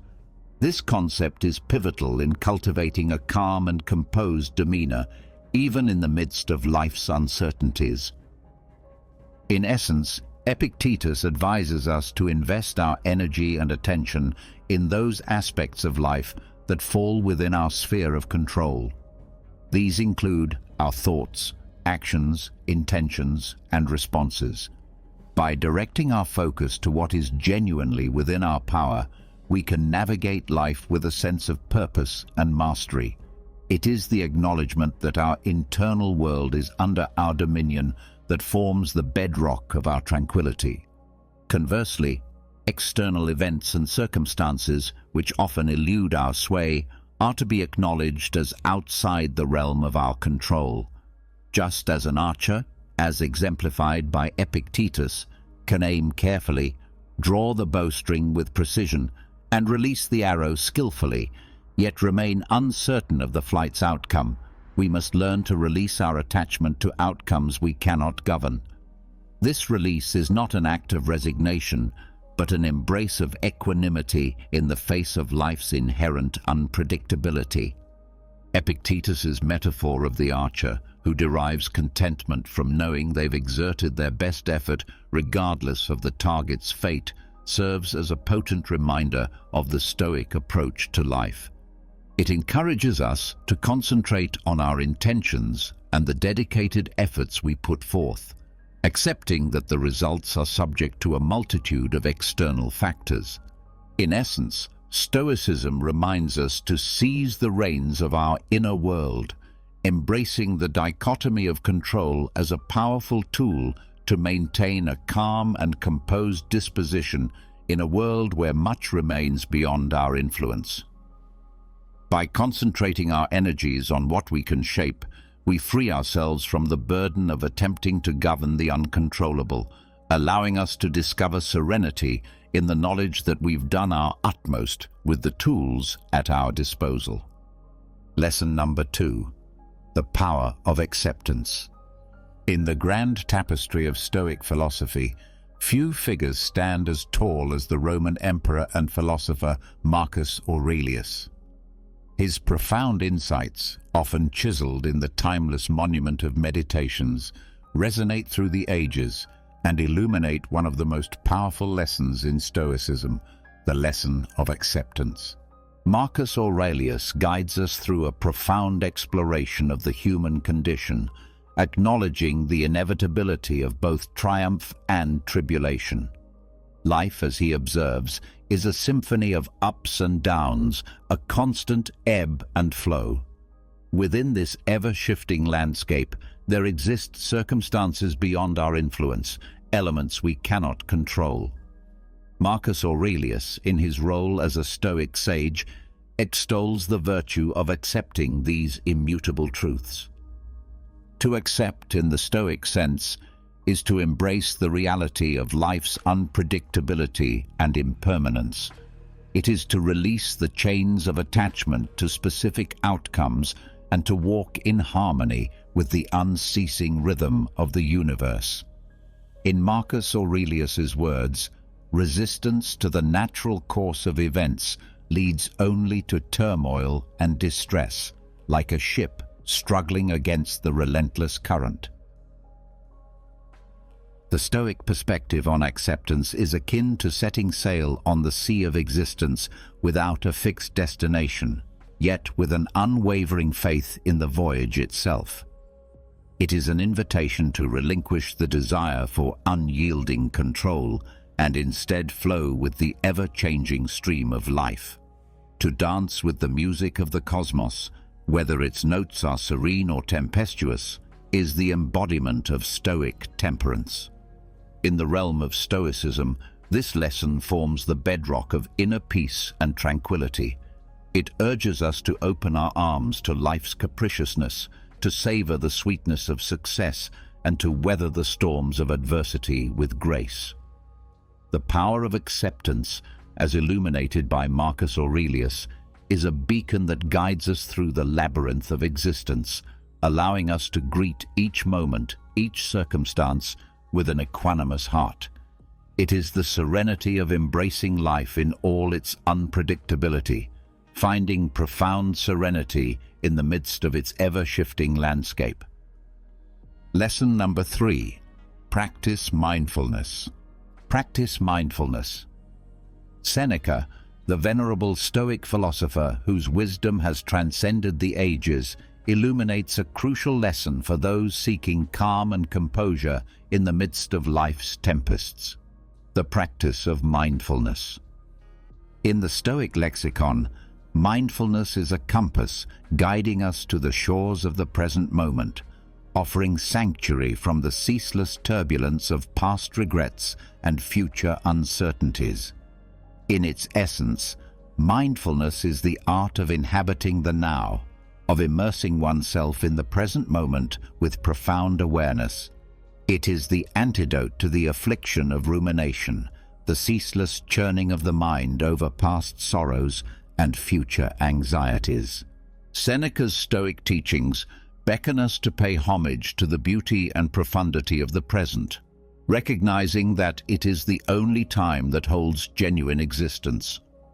The practice of mindfulness, as outlined by Seneca, is not confined to the extraordinary moments of life, but extends its embrace to the ordinary and mundane. It encourages us to witness life's tapestry with a keen eye, from the remarkable to the seemingly inconsequential. In doing so, we detach ourselves from the tormenting clutches of regret and the paralyzing grip of worry. This Stoic mindfulness, a precious tool for preserving inner calm and clarity, acts as a bridge to the precious now, connecting us to the profound simplicity of the present. It is an art that grants us the ability to fully engage with our current circumstances, to savor each breath, and to relish the beauty that unfolds in every heartbeat. In the practice of mindfulness, we discover a timeless sanctuary where the mind finds solace, a place where inner tranquility is nurtured and composure is cultivated amidst the swirling tides of existence. Lesson number 4. Cultivate resilience. Resilience. In the vast landscape of Stoic wisdom, the lessons of resilience echo as a resounding anthem, and it is Epictetus, the Stoic philosopher par excellence, who raises his voice to teach us the profound art of confronting adversity with unwavering fortitude. To Epictetus, adversity is not a foe to be feared, but a chisel that sculpts the masterpiece of our character. Stoicism, with its roots deep in the natural order of life, imparts the fundamental truth that challenges are the warp and weft of existence. Stoics, embodying this wisdom, do not perceive adversity as an obstacle or a source of suffering, but rather as an opportunity, a crucible that tempers and refines their inner metal. Epictetus beckons us not to wilt before the storms of life, but to stand steadfast like the unyielding oak, unshaken by the tempest. The essence of this Stoic perspective lies in the profound realization that it is not the events themselves, but our judgments, reactions, and the choices we make in the face of adversity that hold the power to distress us. It is the lens through which we view life's trials that shapes our inner tranquility. To cultivate resilience in the Stoic vein is to walk the path of personal development, and to recognize adversity not as a scourge, but as a tutor. Stoicism teaches us that in the crucible of hardship, we discover the true extent of our strength, and it is through facing life's tribulations with courage and unwavering resilience that we emerge like tempered steel, with a character fortified by the trials we have endured. The Stoic perspective on adversity harmonizes seamlessly with the Stoic belief in the sovereignty of choice.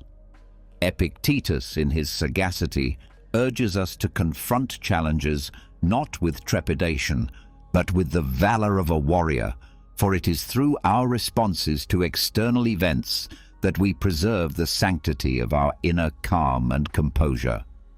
It is the gift of resilience that allows Stoics to navigate life's tempestuous seas with an unswerving gaze, unwavering even in the face of the most turbulent storms.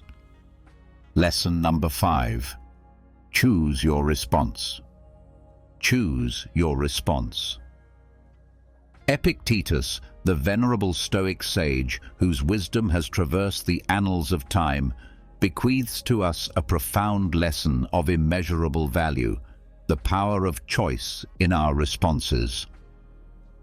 Within the Stoic philosophy, this lesson stands as an indomitable pillar, a lighthouse guiding us through the tumultuous seas of existence. Epictetus, with unwavering conviction, imparts the truth that while the tides of external events may remain beyond our dominion, the helm of our responses is firmly within our grasp. This, he proclaims, is the essence of Stoic wisdom. In the Stoic sanctum, wherein calm and composure reign supreme, the locus of control is resolutely internal. Stoicism, a philosophy grounded in profound self-mastery, extols the sovereignty of our responses to life's multifarious challenges. It is in this sacred space that the Stoic virtues, wisdom, courage, justice, and temperance serve as guiding stars, illuminating the path to maintaining inner tranquility. Epictetus, with his sage counsel, invites us to contemplate the nature of our judgments and reactions, particularly in the crucible of adversity. It is through this introspection that we awaken to the profound truth that we possess the sacred gift of choice, the ability to consciously craft our responses to the myriad external events that unfold in our lives. The Stoic approach to responding sagely to life's vicissitudes is akin to a masterstroke on the canvas of existence. It is the choice to align our responses with the Stoic virtues, to confront life's tribulations with the wisdom of sages, the courage of heroes, the justice of righteous hearts, and the temperance of those who tread the path of inner mastery. The Stoics' arsenal, laden with the wisdom of Epictetus, is a bastion of inner peace, impervious even to the fiercest storms. Through conscious choice and alignment with Stoic virtues, we forge a shield that preserves our serenity in the face of adversity. It is the Stoics' clarion call to navigate the labyrinthian corridors of life with grace and resilience, for in the crucible of conscious choice, we find the crucible of enduring inner peace. Lesson number 6. Limit excessive desires. In the illustrious tapestry of Stoic wisdom, woven with threads of reason and virtue, Seneca's counsel on the Stoic principle of moderation stands as a masterpiece in itself. A sage known for his profound philosophical essays on virtue and personal development, Seneca extends to us a lesson of paramount importance. A lesson that beckons us to curb the tempestuous desires that often threaten to engulf our inner calm. At the heart of Stoicism lies the belief that excessive desires, like turbulent seas, have the power to cast our lives adrift, leaving us in a perpetual state of turmoil and discontent. The Stoic sages, in their unwavering pursuit of inner tranquility, recognized the perils of unbridled longing for wealth, status, and material possessions far beyond what is necessary for a life of virtue and wisdom. Seneca, echoing the Stoic sentiment, imparts his wisdom, rooted in the belief that authentic contentment finds its dwelling in the sanctuary of limited desires. It is a lesson that encourages us to navigate the labyrinthine corridors of existence with the rudder of moderation, guiding us toward the tranquil harbor of inner peace. The Stoic path, as illuminated by Seneca's wisdom, beckons us to simplify our desires, seeking only that which is requisite for a life marked by goodness and virtue. In this simplification, we unearth the precious gems of contentment and tranquility, independent of the capricious winds of external fortune. The Stoic practice of limiting excessive desires becomes the lodestar, ensuring the maintenance of a calm and composed disposition. It is within the walls of this ancient wisdom that we discover the profound truth that the fervent pursuit of external treasures is but a fleeting mirage, and the true treasures lie within, waiting to be unearthed. Seneca's teachings stand as an enduring testament to the Stoic commitment to inner mastery and the temperance of desires, forging a path that leads to the sacred sanctuary of inner calm. Lesson number 7. Be virtuous. The essence of Stoicism, as nurtured and cherished by the great Stoic philosophers like Epictetus, Seneca, and Marcus Aurelius, resides in the unwavering commitment to virtue, a commitment that lies at the very heart of this ancient philosophy. The Stoic virtues, comprising wisdom, courage, justice, and temperance, become the compass guiding us toward a life marked by inner composure and tranquility. In the rich tapestry of Stoic wisdom, the virtues occupy a hallowed place. They are the moral lodestars that beckon us to navigate life's tempestuous seas with grace and wisdom. These virtues, etched into the annals of Stoic thought, are not mere abstractions. They are the pillars upon which the Stoic ideal of living in harmony with the natural order of the universe rests. Wisdom, the first of these virtues, serves as a beacon of light, illuminating the path of reason and discernment. It calls upon us to cultivate a deep understanding of the world and our place within it. The Stoic sages, such as Epictetus, understood that wisdom is the foundation upon which all other virtues are built. With wisdom as our guiding star, we gain the capacity to see the world as it truly is and to discern between the fleeting and the enduring. Courage, the second virtue, stands as the sentinel guarding the fortress of our moral character. It calls upon us to face life's challenges with steadfastness and resolve. In the Stoic lexicon, courage is not the absence of fear, but the triumph over it. It is the unwavering determination to confront adversity with inner fortitude. Seneca, through his teachings, extols the importance of courage in forging a character marked by resilience and unwavering resolve. Justice, the third virtue, extends its mantle of righteousness over the Stoic path. It beckons us to live in accordance with the principles of fairness and moral rightness. The Stoic philosophers, drawing inspiration from the wellsprings of justice, guide us toward making decisions that are rooted in equity and virtue. The pursuit of justice ensures that our actions align with the moral order of the universe, fostering inner tranquility and composure. Temperance, the final virtue, serves as the guardian of moderation and self-restraint. It reminds us to exercise control over our desires, for it is through temperance that we discover the gateway to true contentment. Seneca, in his philosophical essays, emphasizes the importance of simplifying our desires and seeking only that which is essential for a virtuous life. In the temperance of desires, we uncover the wellspring of inner calm, irrespective of external circumstances. These virtues, championed by various Stoic philosophers, converge to shape a life that exemplifies the Stoic ideal. They serve as the lodestar, guiding us through life's turbulent seas with grace, wisdom, and unshakable inner peace. By adhering to these virtues and allowing them to permeate our thoughts and actions, we maintain a calm and composed disposition, reflecting the Stoic commitment to inner harmony and ethical living. In the mosaic of Stoicism, The virtues are the vibrant colors that compose the image of a life lived in harmony with the eternal truth of the cosmos. Lesson number 8. Understand the transitory nature of life.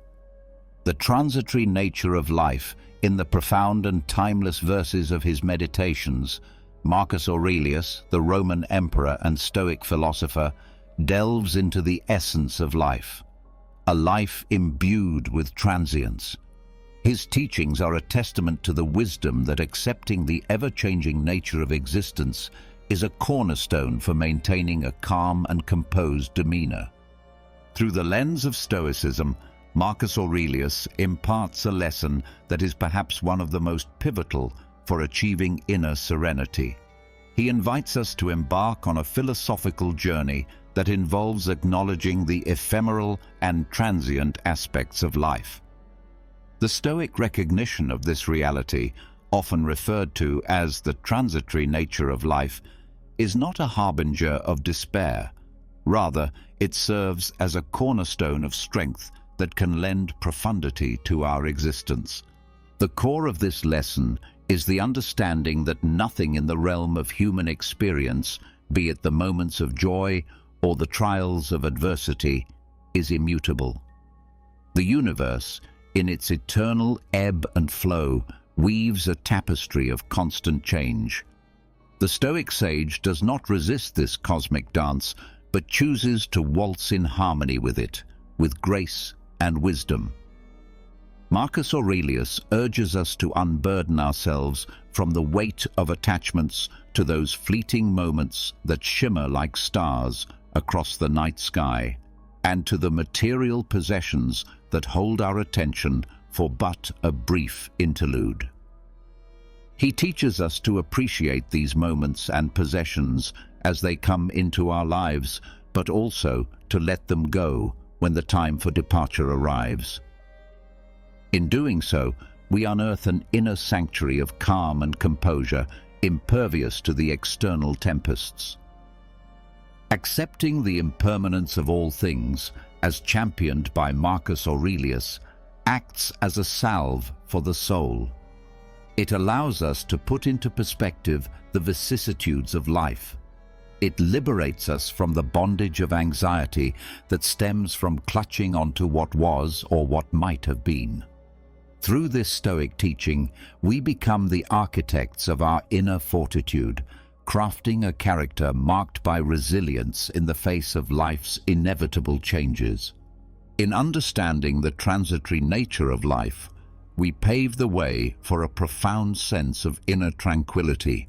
We recognize that our capacity for calm and composure transcends the rise and fall of external circumstances. It is an enduring presence, much like the stars that continue to shimmer in the night sky, irrespective of the fleeting clouds that pass before them.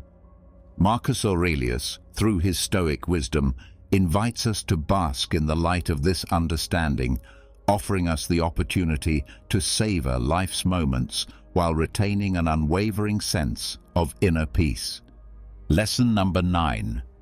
The value of gratitude. In the profound tapestry of Stoic philosophy, woven with threads of wisdom and resilience, there exists a gem that sparkles with profound insight: the value of gratitude. This lesson, championed by Seneca, one of Stoicism's eminent philosophers, illuminates the path to inner calm and contentment, irrespective of life's challenges. It guides us to celebrate not only life's triumphs, but also its tribulations, for it is through the lens of gratitude that we find serenity even in the face of adversity. Seneca, in his essays dedicated to the concept of gratitude, masterfully extolled its virtues. He beckoned us to redirect our gaze from what we may lack to what we have, to find solace in the present moment, and to embrace the treasures that often go unnoticed. In this Stoic practice, we unearth a potent tool for sustaining a profound sense of inner peace. The core of Seneca's teachings on gratitude is a gentle reminder that the act of being thankful is not contingent on the abundance of our possessions, but rather on our ability to perceive life's blessings in their myriad forms. In this sense, gratitude is not a mere response to life's easy moments, but a profound acknowledgement that even amidst the tempest's fury, there is a shelter of calm to be found. By cultivating a sense of gratitude, we recalibrate our relationship with life. We learn to see the splendor in the ordinary, the lesson within adversity, and the preciousness of every fleeting moment. Seneca encourages us to be content with the present, recognizing that the treasures of life are not commodities to be acquired, but experiences to be cherished. The value of gratitude, as illuminated by Seneca, acts as a guardian of our inner peace. It teaches us to ceaselessly reflect on the blessings that have graced our journey. In doing so, we discover that gratitude is an elixir that transmutes the base elements of despair and longing into the gold of contentment and serenity. In moments of challenge, a heart steeped in gratitude does not falter. It finds strength even in the midst of adversity, for it recognizes that the trials of life too are teachers. As Seneca would remind us, the Stoic spirit does not waver in the face of hardship. Instead, it flourishes, drawing nourishment from gratitude's deep well. In the Stoic tradition, the value of gratitude is an unwavering companion that ushers us towards a profound sense of tranquility. It elevates us above life's tempestuous waves, revealing the serenity that lies in embracing the blessings, no matter how small or seemingly insignificant. With Seneca's wisdom, we come to realize that practicing gratitude is not a mere response to life's joys, but a steadfast embrace of the beauty found in life's most trying moments. With every breath, every heartbeat, and every fleeting moment, we are presented with opportunities to unearth the treasures of gratitude. Seneca's Stoic legacy beckons us to cherish the present, not in spite of life's challenges, but because of them, and to savor the beauty that surrounds us. It is in this luminous practice that we discover a profound sense of tranquility and calm, even amidst the tempests of existence. Lesson number 10. Keep learning and growing. In the profound tapestry of Stoicism, where wisdom is woven with threads of resilience and temperance, we find a radiant lesson that beckons us to embark on a lifelong journey of self-improvement. Epictetus, one of Stoicism's luminaries, stands as a steadfast guide in this pursuit, revealing that the path to inner calm and composure is paved with the stones of personal growth. The Stoic commitment to self-improvement is a recurring theme in the philosophy, finding resonance across different Stoic philosophers. Epictetus, in particular, carries the torch of this lesson with unwavering conviction. He invites us to tread a path of perpetual growth, emphasizing that this commitment is a treasure trove of wisdom that equips us to navigate life's challenges with grace and sagacity. At the heart of this Stoic doctrine lies a profound realization that life is an unceasing voyage. We are not static beings, but vessels of potential, forever capable of evolution. The commitment to lifelong learning and growth is an unyielding call to action, a reminder that no matter where we stand, there are yet horizons to explore and virtues to cultivate. The Stoic pursuit of self-improvement aligns harmoniously with the quest for wisdom and tranquility. It is an acknowledgement that inner calm and composure are not static attributes, but dynamic processes enriched by the ceaseless quest for understanding. Epictetus encourages us to strive for wisdom as we would for a precious gem, knowing that it is the compass that guides us through the labyrinth of existence. The Stoic journey of self-improvement finds its pulse in the ebb and flow of life's experiences. We are not called to perfection, but to progress, not to stagnation, but to steady growth. This Stoic lesson echoes through the corridors of wisdom, whispering that there is no final destination but an endless odyssey of becoming a better version of ourselves. In embracing this lesson, we learn to navigate life's challenges with resilience and fortitude. The Stoic spirit finds strength not in the absence of adversity, but in the quest for growth, which adversity often catalyzes. We discover that setbacks are not roadblocks, but stepping stones, and every trial is a teacher. The commitment to lifelong learning and growth is a lighthouse in the tempest, a source of calm in the face of life's challenges. It is a testament to the Stoic principle that, regardless of external circumstances, we are the masters of our inner world. The more we learn, the more we grow, and the more we grow, the better we become at weathering the storms of existence. In the echoes of Epictetus's teachings, we find an invitation to celebrate the journey of self-improvement, to revel in the process of learning, and to honor the endeavor of growth. It is a lesson that assures us that with every step taken on this path, we come closer to the heart of Stoicism, a life marked by inner calm, composure, and the pursuit of wisdom. In a world filled with distractions and uncertainties, Stoicism offers a timeless and practical guide to maintaining calm and composure. By embracing these 10 lessons from Stoicism, inspired by the wisdom of different Stoic philosophers and embodying the virtue of temperance, you can navigate life's challenges with grace, wisdom, and inner peace. The Stoic temperance becomes your anchor, guiding you through the storms of existence and helping you keep calm in the face of adversity. As you embrace these Stoic lessons, you discover a profound sense of tranquility and equanimity that enables you to thrive regardless of life's challenges. Stoicism's enduring wisdom reminds us that inner peace and composure are not dependent on external circumstances, but are cultivated within through the practice of these valuable lessons. Top of form, bottom of form.